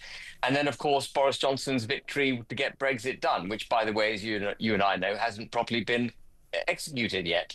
And I thought the British public had actually given up on the political classes when last year in the general election, the turnout was so low that even though Labour got fewer votes than they did in 2019, they got a thumping landslide. And I thought this was really bad. Of course, the brilliant bit of shining light in last year's election was Reform getting 5 MPs. And I'm absolutely, and do not misunderstand me, I'm utterly delighted that people came out in strength and voted for Reform, because they've engaged for the fourth time, as I say, to send a signal to those that govern the country that they want change. They want the United Kingdom to be run with British interests in mind, and they want the British people to be put first. And that is fantastic. However, that does not change from the need for reform for itself to become democratized, which it hasn't yet become. And it doesn't change the need for reform to adopt a structure which enables great thinkers and fearless speakers to join Nigel Farage and others on the public stage. There is my point that I wanted to start with, and then we've got lots to talk about. Sure. Whether it's you, whether it's Rupert Lowe, we get hundreds and thousands of messages saying the good people, the important people, the orators, the people that matter, like yourself, they believe, the British public, it needs to be put right. Because if Nigel Farage and Reform, who now run 10 councils, and all the doomsayers are going, oh, he's going to mess it up, and here's the reality that started with the flags thing, and Labour went, what about the Ukrainian flag? No, you idiots, we're talking about being proud to be British. As this opportunity is now there in the cusp of Nigel and Reform's hands, isn't it time that either he or all of you got together and went, we need the best, we need all the talent in the world, we're going to get one shot at this, and the British public are crying out for a united sense, if you like, of opportunity with a party or a series of people who can just do what they say they're going to. I know what I'm trying to say, and I'm probably saying it really badly. Is this not the time for you and other people, and Nigel and other people, to put this right for the sake of this bloody country, Ben? Absolutely. We are beholden to put the country first. We are absolutely beholden to do it. And What I would say in response, however, is that Nigel Farage must democratize the party. He's got to trust people around him to run the party for the good of the country. And whatever Nigel Farage might say, whatever Zair Youssef might say, the control of the party is vested in those two gentlemen. No other voice can be heard. And now, you might think this is an esoteric kind of small debate that I'm having, perhaps only with myself. I don't. Yeah. I don't. I understand how important it is, and there will be many detractors to reform who will say categorically that now is the time that they will fall on their face. I would say this to Nigel Farage. I saw him the other day. I would say now is the time to take those critics head on and prove that you can democratise, in the words of Ben Habib, because and I'm being completely straight here and I'll probably get into trouble. I was a disillusioned Tory who'd always voted Tory, who voted for reform. I think we could be on the cusp of something quite important, but it is going to take all the talented people, that the entire pool of talented people, to take on what has been the only form of governing for the last however many years. And it doesn't need detractors, and it doesn't need division, and it doesn't need any of some of what's happened in the last few months. That's all I'm saying. But listen. Jeremy, I'm completely with you, and I want listeners and viewers to take that on board. I'm 100% with you. We need to pull together. Yeah. And this task is mammoth.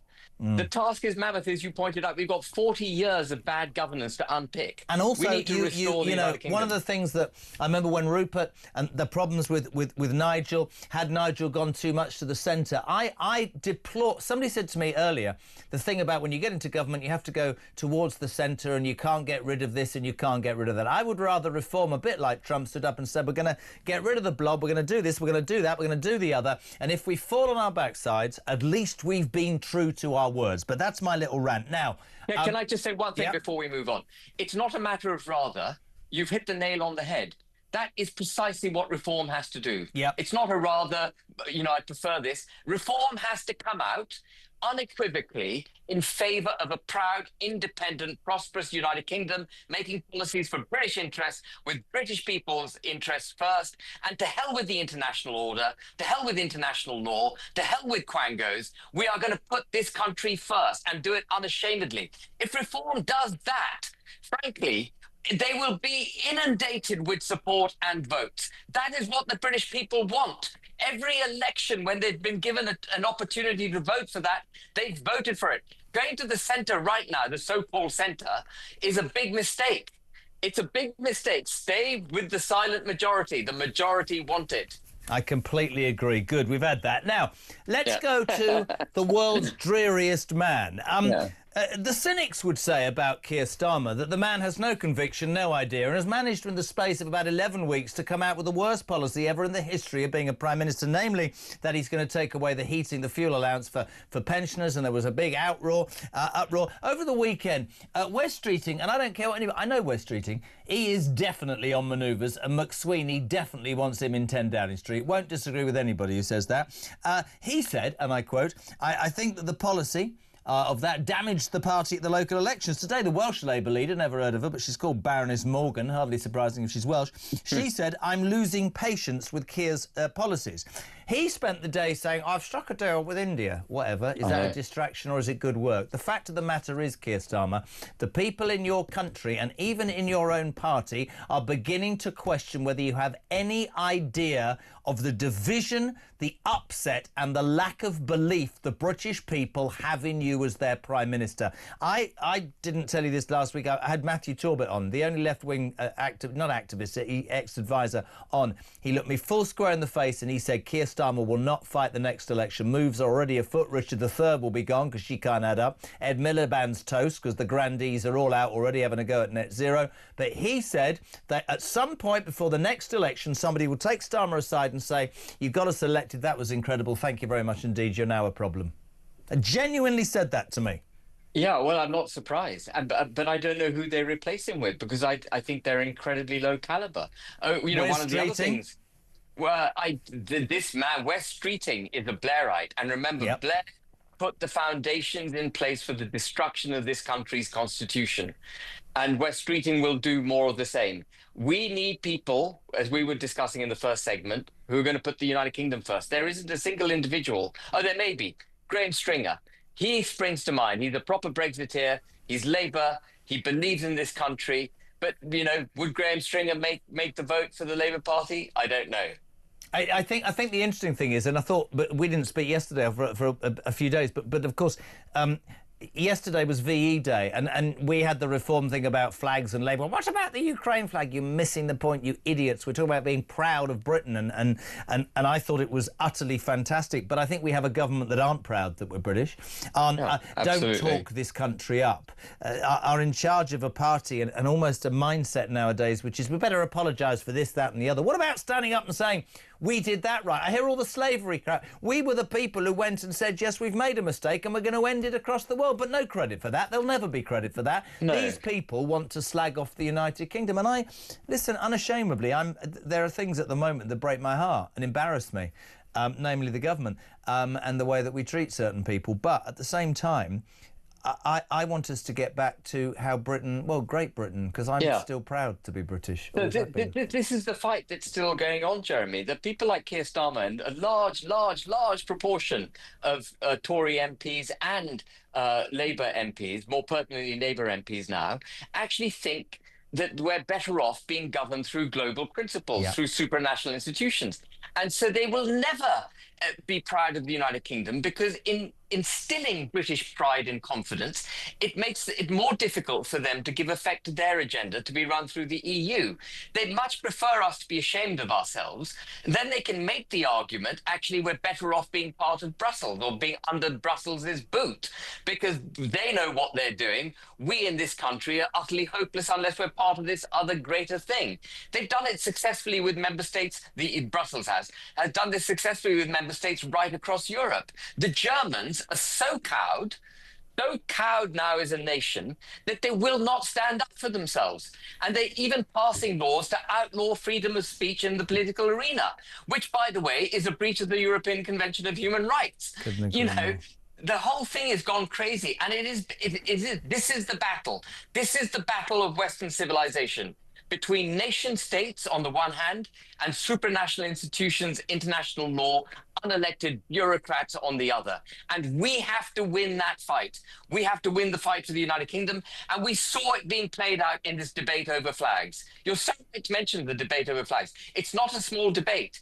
They would rather see a Ukrainian flag flying than they would a Union flag. I've got nothing against the Ukrainian flag, right? I've got a certain problem with certain flags. But what I hate, and I'm allowed to say this at 60, and I'm lucky enough to be on this station and able to say what I think within the confines of what broadcasting rules are. Why are we ashamed of the Union flag or the cross of St George? They go, oh, it's been adopted by the far right. The Welsh, the Scottish, the Irish, everybody's proud. Everybody stands up and gets behind it. But if the British do it, oh, that might symbolise something that we got wrong. Yeah, we made mistakes. Absolutely. Yes, of course we made mistakes. Every single country has made mistakes. Every single person listening to this has made mistakes. But like you, I mean, I don't understand it. You need to help me out with this.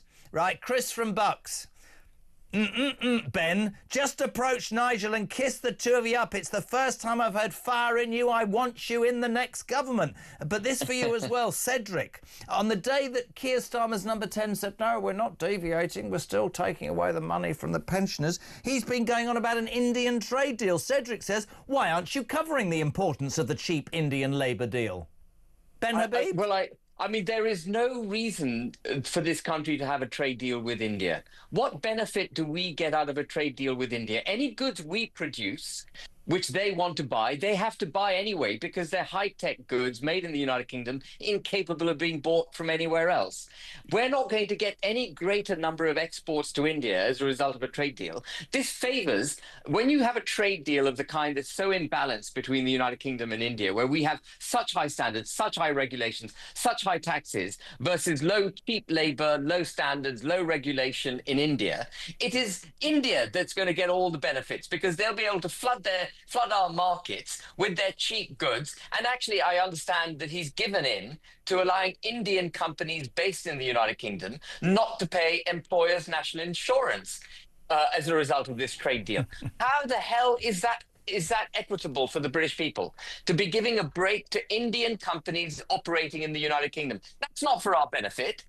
We need to take a leaf out of Trump's book. Free trade, unbridled free trade, is basically exporting jobs out of the United Kingdom to low-cost, lowly regulated centres across the world, often where human rights are being abused. The very same human rights that have so hamstrung our politicians and prevented them from doing what's right for the United Kingdom. We just offshore it and enrich them. We've got to stop doing this kind of nonsense. Couldn't agree more. And while you're at one, brilliant, loving you today. While we're at it, let's just go full in, shall we? Last week, Dodgy Blair, I found myself going, hurrah, because he came out and he said basically to Miliband, who I think is toast, you know your net zero thing, whereby apparently you're trying to get rid of 1% of the carbon emissions in the world by 2050, not that it's achievable, whilst the rest of the world has gone, yeah, we want to do something about the climate, but we're slightly worried about people who can't heat their homes or can't feed their families or can't get a job or can't see a doctor or can't go to the dentist or can't do anything normal, but we've got this mad eco-zealot ruling the roost. Blair came out and he went, hold on a minute, it's not going to make any difference, plus also it's going to bankrupt a nation that's already skint because we can't afford to pay the interest on the money that we owe. Today, another Labour Grand G, who I actually love. I really like David Blunkett, just as a person. I met him a couple of times. He's come out and he said, failure to reduce energy prices in Britain would see Labour's green policies become electorally toxic. Matthew Torbett said to me the other day, these people are being wheeled out because it will give Starmer the opportunity to row back on this and kick Ed Miliband out of the government. Thoughts, Ben Habib? Well, I would be utterly delighted. That would be a red letter day if Ed Miliband gets sacked and we row back on net zero.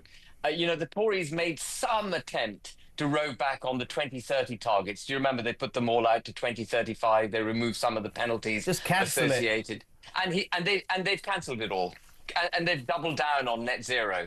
And again, we should be looking across the Atlantic about what Trump's doing. Drill, baby, drill. Yep. We have 187 billion tons of coal in this country, which we do not use. It is absurd. Doesn't make any sense. We're in debt, we're paying interest on debts, and we've got billions of pounds worth of revenue under the ground, and we're going to upset the friends of the earth. My God. Ben Habib, listen, I have to shoot, but you are amazing, and I meant what I said, mate. Whether reform work or not, you need to be involved in it. You're too good. We love having you on. Thank you very much indeed. 6:20. As I said earlier, that was Ben Habib. Talk Drive till 7, and next an exclusive. Our next guest, John Bolton, used to be Donald Trump's former national security advisor. He's next on Talk Drive.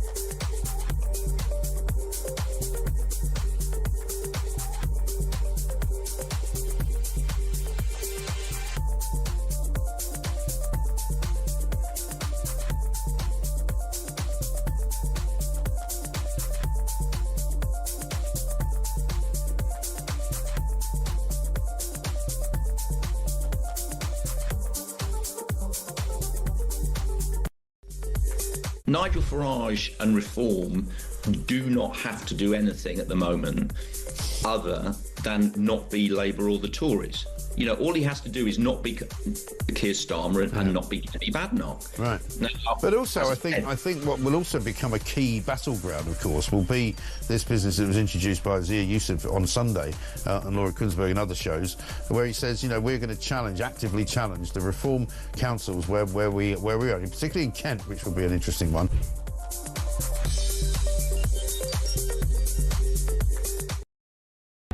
Across the UK, on DAB+, on your smart speaker, on your smart TV, and on your side. This is Talk.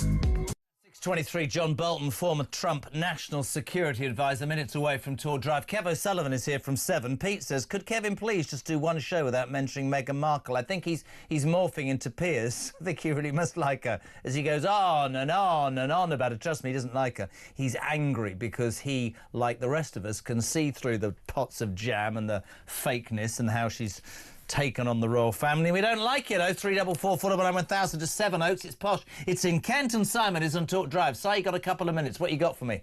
I listened to Dan Jarvis, Security Minister in the House of Commons this afternoon. Yep. Making a statement about the recent arrests. Now, despite being asked repeatedly, he wouldn't let on to the immigration status of these suspects. Of course he wouldn't. Citing the usual subject to the investigation and everything, but releasing their immigration status does not prejudice any future trial. It's ridiculous. I mean, did they learn nothing from the failure to disclose information around the Southport thing? I completely agree with you. The government, when it came to Southport, was in a... I mean, I thought that was catastrophic, the mistakes they made. All this stuff started on social media, and it could have been... That bubble could have been burst if they'd released the information that was true about Rudy Buchanan, but they didn't do that. And so it grew and it grew, and it resulted in violence, and quite rightly, the army were on the streets and the police, and people were rounded up, despite the fact we had no space in jail, no court time and no police. He found Eddie, and then he called everybody far right, and the rest kicked off. But you're right, if the government had been more transparent about who it was, that would have caused few less problems. Simon in Sevenoaks, thank you very much indeed. 6:25, I promised you our next guest, and delighted to have him on. Live from the US, John Bolton, former Trump National Security Advisor. John, a very good evening. Welcome to Talk Drive. How are you? Great to be with you. Thanks for having me. Oh, my God, there's so much I want to ask you, man. So much. Let's start with the man you used to work for. One of the things that he said when he was campaigning and at his inauguration is that he would end the Ukrainian war, John, in one day. There have been negotiations. We've seen the unedifying scenes in the Oval Office with Zelensky. We saw criticism that he was sort of cozying up to Putin. A full circle, I think, at the Pope's funeral, that image of him and Zelensky. Can you see a conclusion anytime soon to this horrific conflict? Well, I'm afraid that because the Kremlin still thinks that the momentum is in Russia's direction, small to be sure, but I don't think Putin's in any hurry to get either to a ceasefire or to a complete resolution of the conflict. And I think Trump has already given indications that obviously he's failed now by about 103 days in terms of ending the war in one day, that he may be on the verge of walking away even from trying to broker a ceasefire. The real question, if he does that, is will the United States continue to provide military assistance and intelligence assistance? I certainly think we should. I hope Trump would continue it, but that's uncertain, and that is a risk for Ukraine. It's interesting to see the shift in language to Zelensky since that mineral deal was signed, of course, and many people on this side of the pond saying, is that what it's all about? I think many of us were sort of taken aback by what we saw in the Oval Office, but then 4 days later, it seemed to have gone full circle. Is this... And this is quite basic layman's terms, John, so forgive me, but is this a businessman who's used to getting his own way, thinking that he can take an enormous conflict that's affected the world in so many ways, bang two heads together, show a few favours, do a deal and get it done? And the reality is it's much deeper than that. Well, it is much deeper than that. That's right. I mean, Trump takes a very superficial approach to almost any problem. He believes, he's said publicly, that he thinks all of international relations are really summed up by whether he has a good relationship personally with a foreign head of state. So he has said, for example, he and Vladimir Putin are friends. That's not the way Putin looks at him, that's for sure. He looks at him as an easy mark. But when he has a bad relationship, as he had with Zelensky, it goes badly for the country. He has never understood many of the major issues he's had to deal with. He thinks, as I say, you can just have two leaders sit down and make a deal without knowing very much. He doesn't realize his foreign adversaries are much more versed in the facts of whatever the conflict or issue is than he is. And that's one reason why I think in this trade mess that we're all in because of the Trump announced tariffs, he's never understood the complexity he was about to unleash. And he still doesn't get it to this day. Explain in your words, in your terms, the tariff war. You know, Donald Trump, that great picture with the board and everybody. I guess he and his administration would explain in layman's terms that this is a way of America getting more for its products. We've been ripped off. We're going to make these ridiculous amounts up. We hope the countries come to us, and then we can do a deal which puts the American people in a better position. Why is that? Why is that so abhorrent to so many people your side of the pond, when actually what that does in the long term is benefits the American people, which is what he won the popular vote on, to make America more financially viable for the everyday man and woman again? Because the tariffs won't make the American people better off. Free trade has been an enormous benefit to the United States. There certainly, and we've campaigned to do that all over the world since 1945 with a significant measure of success, except for countries like China, who really do deserve harsh treatment from the world as a whole for the way they've abused the international trading system. But so he's right about tariffs against China, most definitely, yes? That's right, for stealing intellectual property, among many other things. But the right way to confront China is get your friends and allies with you and say, you've been abused by China too. Why don't we work together to try and correct China's behavior? Instead, he's declared war on everyone, including our trading partners. We'll see, for example, how the meeting with Mark Carney of Canada at the White House. He's there right now, isn't he, Carney? He's there right now. Goes, but it's a lot harder than Trump thinks, particularly because he doesn't understand how tariffs work. He insists repeatedly that foreigners will pay that money, when in fact it's the American importer who pays the tariff and then tries to pass the cost along to American consumers. It's a hidden tax on Americans, which, if they figured that out in the next 6 months, it's going to be a big problem for Trump and the Republicans in next year's elections. Are you telling me that the man who made history and won a second term, despite losing in 2020, although he denies that, are you telling me that a man who won the popular vote for the first time in decades, it's all about bluster, and actually underneath there isn't much meat on the bone and not much understanding? You said, and I quote, he has a superficial approach to almost everything he does. Why did you work for him then? Because I thought that, like every other president before him, he would be disciplined by the gravity of the responsibility that he has, the weight of the decisions he needs to make, particularly in the national security area. And I found that I was wrong on that. It did not discipline his thinking. You know, he doesn't have a philosophy. He doesn't do grand strategy in the national security field. He doesn't even do policy as we conventionally understand that term. Everything is a deal. Every new issue is a different transaction. Why do the American people back him so absolutely and utterly then?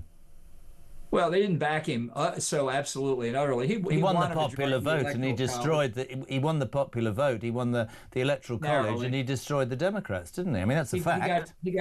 He got fewer electoral votes in 2024 than he did in 2016 against two opponents in both years who were relatively easy to beat. Look, he won the election. That doesn't mean that he understands now what his responsibilities are. And that's the great risk over the next 4+ years. Do you think that Donald Trump 2.0 is different from the first time round? Do you think, I mean, you talked there about, you know, discipline and understanding. Do you not believe that he's learnt from the first time around? Do you not think that the message that he portrayed to the American people, take this the right way, was what they wanted to hear? I crave in this country, John, right?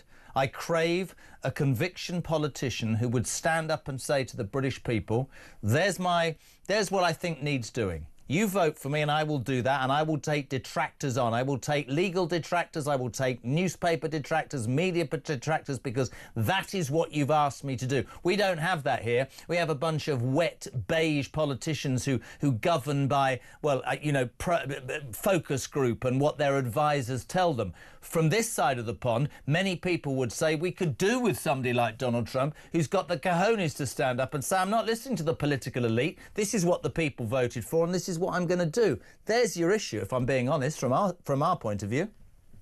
Yeah, well, we've got a lot of wet beige politicians in the United States too, and I think Trump did catch the spirit of American people on a number of things, on the immigration issue, on the woke DEI kinds of issues. I think that's right. But many of the things he's done in the international area were not part of the campaign. He never said he was going to make Canada the 51st state, for example. And with Mark Carney in the Oval Office today, although he repeated it and Carney said not going to happen. Canada is not for sale, Carney told Trump in the Oval Office today. It's really Trump who's backing down now, because Canada never was going to be the 51st state. What about the Gulf of America, not the Gulf of Mexico? Where do you stand on that?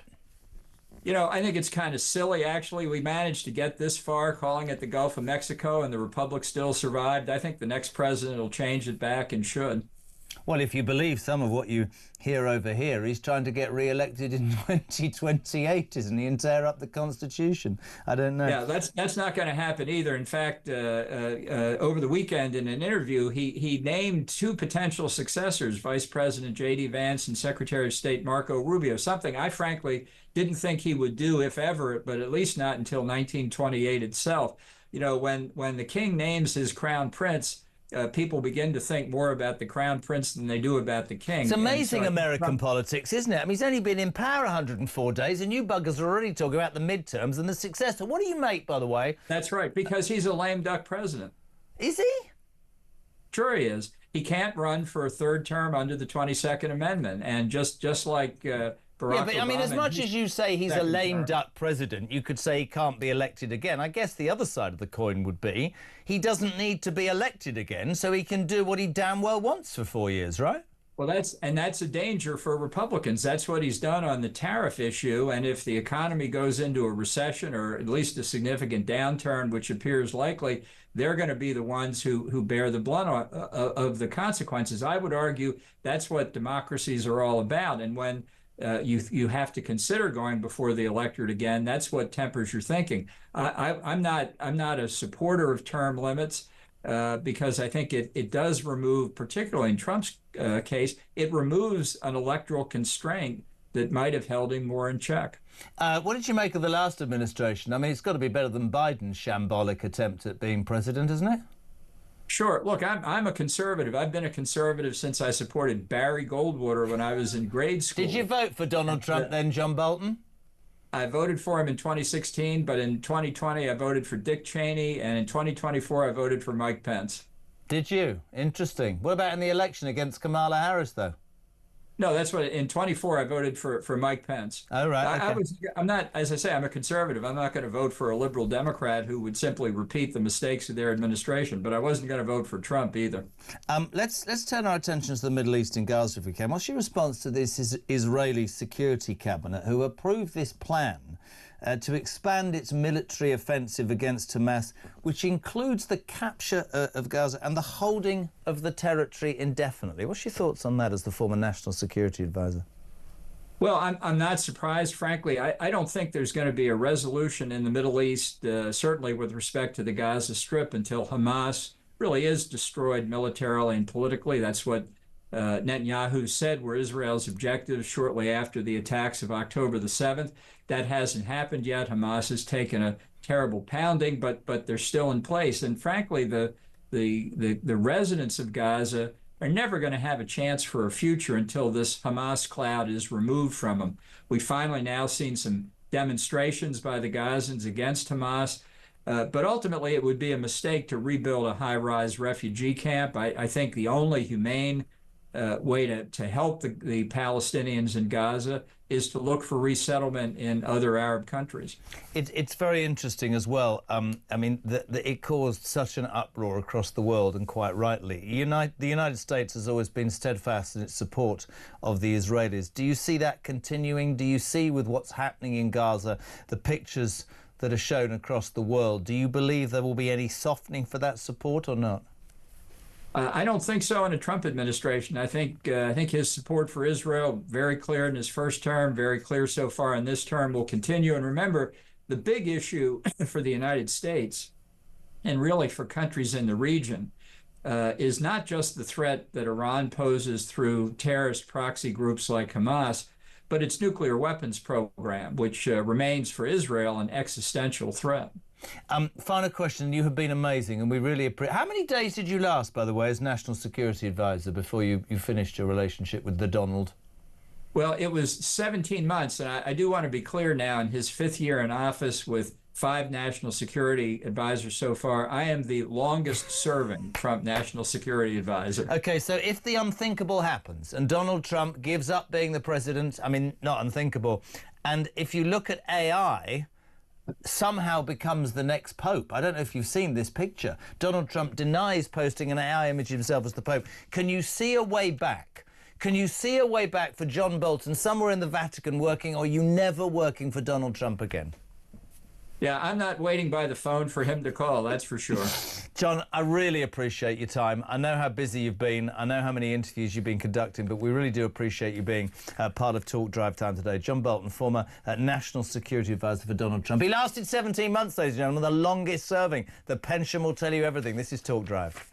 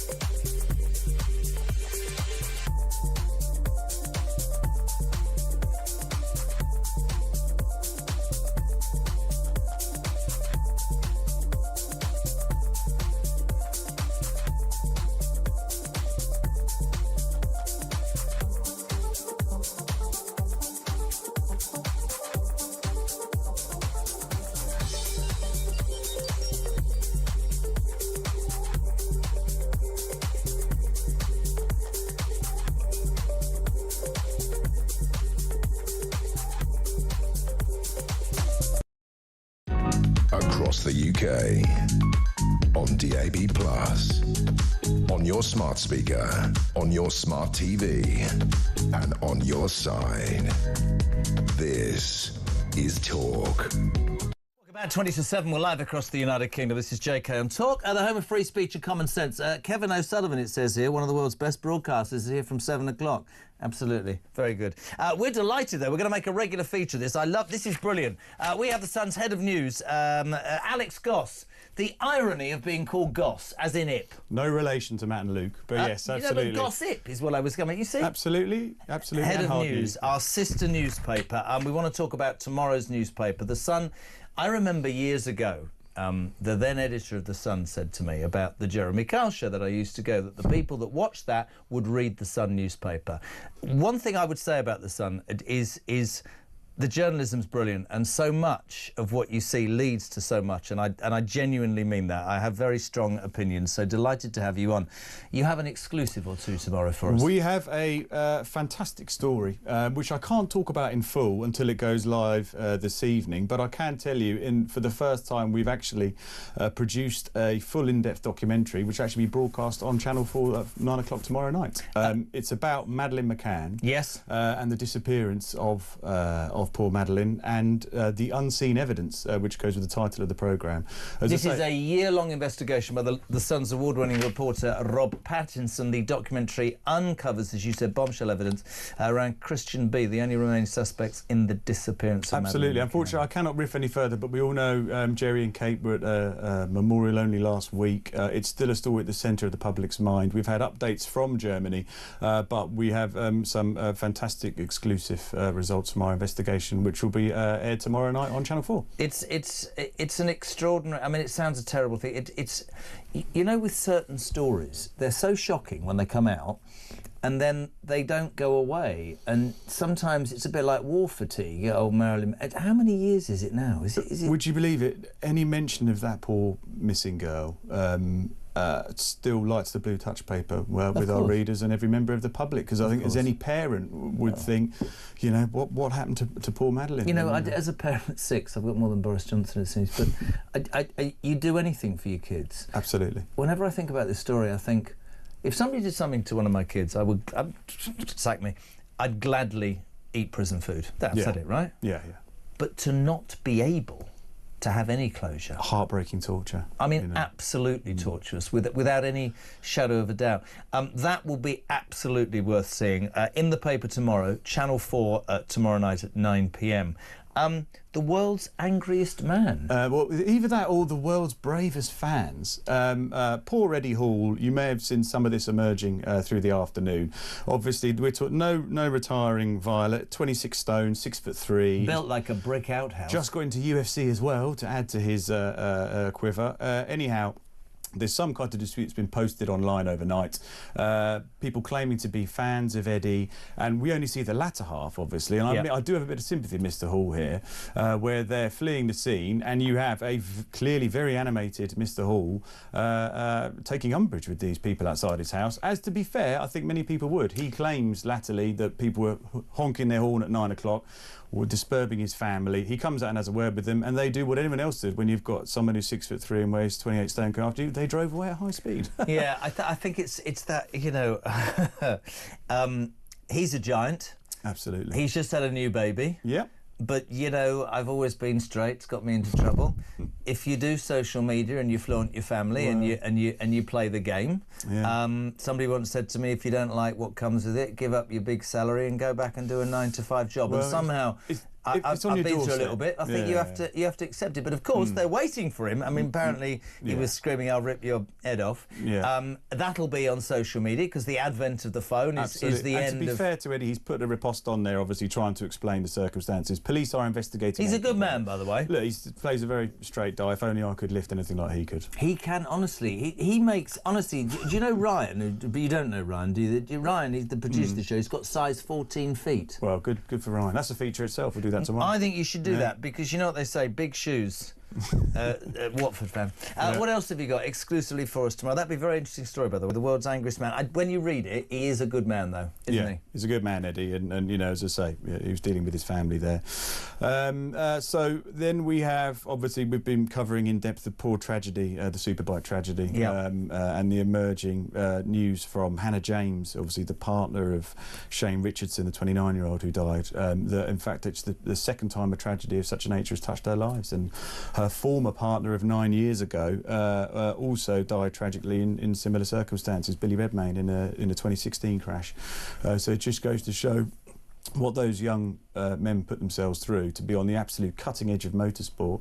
F1, you may have Halo, that's still incredibly dangerous. No motorsport is safe. No, of course not. But to live on the edge like that, as they do, tragically, they've paid the ultimate price. So very heartbreaking words from her. And the one thing about The Sun, which I've always said, you can get stories that are deeply emotional and deeply raw and deeply serious and very political and international and national news, and then you get the great stories that I love. Codswallop. This is bloody brilliant. And this is a proper talk. talk. I think we'll like the blue touch paper. So this will definitely like the blue touch, but this is the sort of stuff I do every day. Exactly. So you've got, so who knew Heinz, obviously, purveyors of so many sauces and varieties of beans. They no longer do tartar sauce. Apparently they phased it out a couple of years ago. However, they've now relaunched with much fanfare fish and chip sauce. That's ridiculous. See, that's political, but I said the wrong word. So they squeezed out tartar sauce. Tartar sauce, for whatever reason. Which is nice with fish. Which is, you'd think, would be the ideal condiment with its years of history and its perfect flavourings. Yep. It's now been replaced by fish and chip sauce. When you look at the ingredients, funnily enough, it's got many of the main ingredients that we used to know as tartar sauce. Publicity blurb declared, ladies and gentlemen, move over tartar sauce, meet a new companion for fish and chips, and it says the new sauce provides a refreshing twist to every dish. But sharp-eyed Heinz fans paraded the switch. Codswallop. You see what we've done there? Yes. They said it's just a rebrand, with both sauces having basically the same ingredients, including capers, dill and parsley. I was expecting somebody to go, you can't call it tartar sauce, because that's got the word tart in it, and somebody will think that's being disrespectful to a woman. That's only a step away, most likely. I actually genuinely mean this, not because we're in the same building. I read The Sun every day, but I did want you to put something on this amazing Hampstead Heath story. Have you seen this one today? Go on. So this women's rights campaigners yesterday storming the mail pond at Hampstead Heath shouting, "No ghoulies in our poolies," and they had beards and things on because they wanted it to be men only and female only. That was amazing. You said about the Madeleine McCann thing very quickly before we finish. It goes online, doesn't it, The Sun? Do we know? It will go on Sun Online this evening. Right. It'll be the front page of tomorrow's paper with full exclusive details as well. And as I say, you can catch it on Channel 4 tomorrow night at 9 p.m. and streaming on Channel 4 Online as well. I've always tried to be straight on this show, and I'm delighted to have you on, so I'm going to ask you a question you're not ready for, but it's really simple. Tell me, shut up, what is the Sun Club? The Sun Club is a fantastic opportunity to look at more in-depth content for a subscription that we do. So it's in-depth features, more from our columnists, and gives you full access to the paper online as well. It's £1.90. Do we get it free if we work here? You might need a Sun email address, but I'm sure we can have a word with the editor. Sun email address. Can't do that. The tax man will find out. Listen, I want you to do this regularly because I think it's great. Everybody knows what I think about the Current Man. I think they've been amazing and really supportive to me over the years, and a great newspaper. Alex Goss is the head of news, and tomorrow that Madeleine McCann exclusive on the front page, playing out as well. Rob Pattinson has done a year-long documentary follow-up. It's amazing. 9 o'clock tomorrow night, Channel 4, but buy the newspaper and say hello to your brothers, Fantastic. Matt and Luke, all right? Will do. Thank you so much indeed. Alex Goss there on Talk Drive, 10 to 7.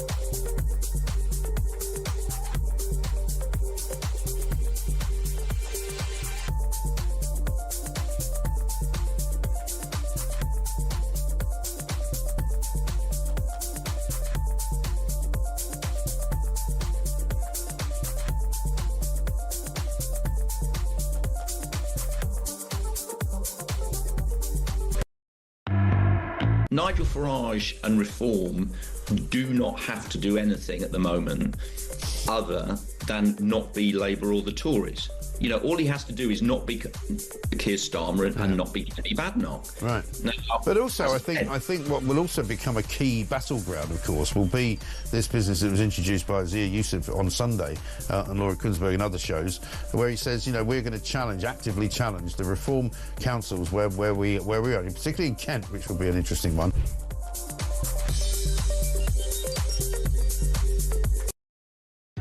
Across the UK, on DAB+, on your smart speaker, on your smart TV, and on your side.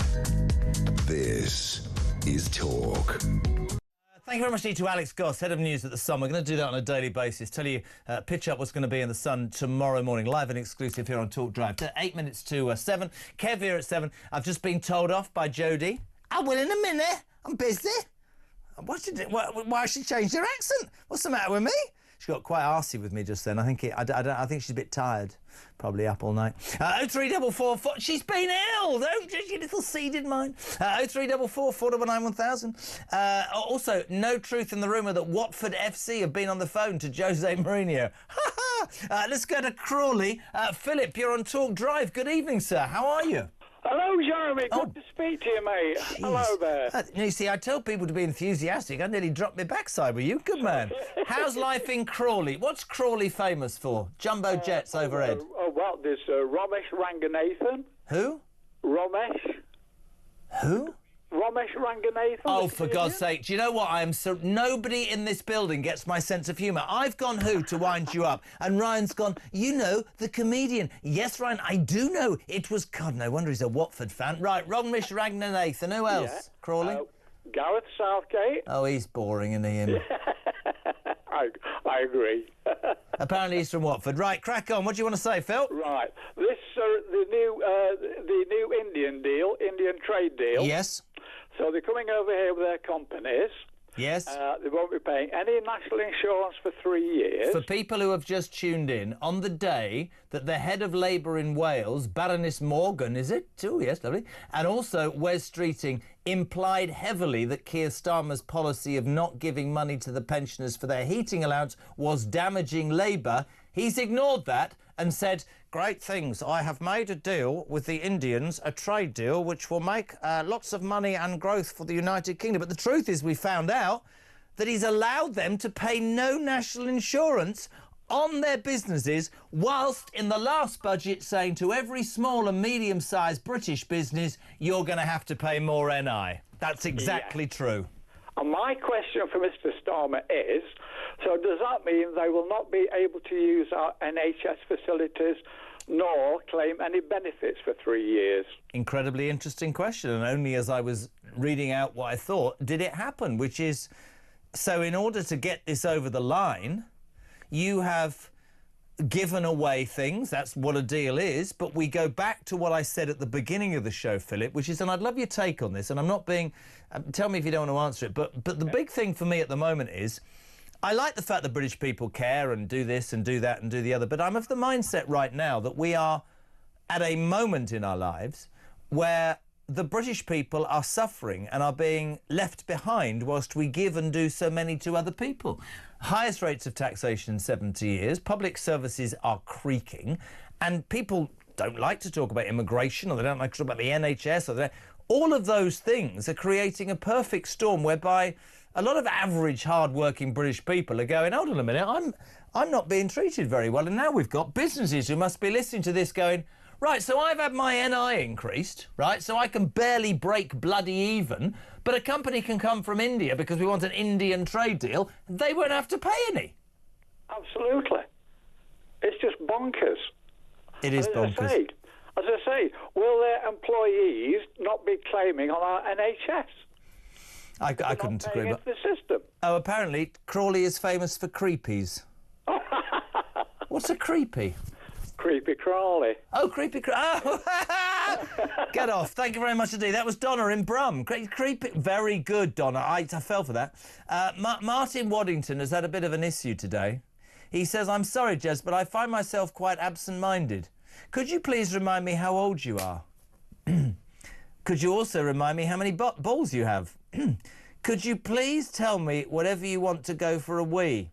It's difficult to imagine a life without this information being relayed to me on a daily basis, minute by minute, infinitum. Frankly, I can't believe John Bolton didn't make the same inquiries, given how critical these facts are to world peace. Many thanks. Many thanks. Says Martin in Whitley Bay.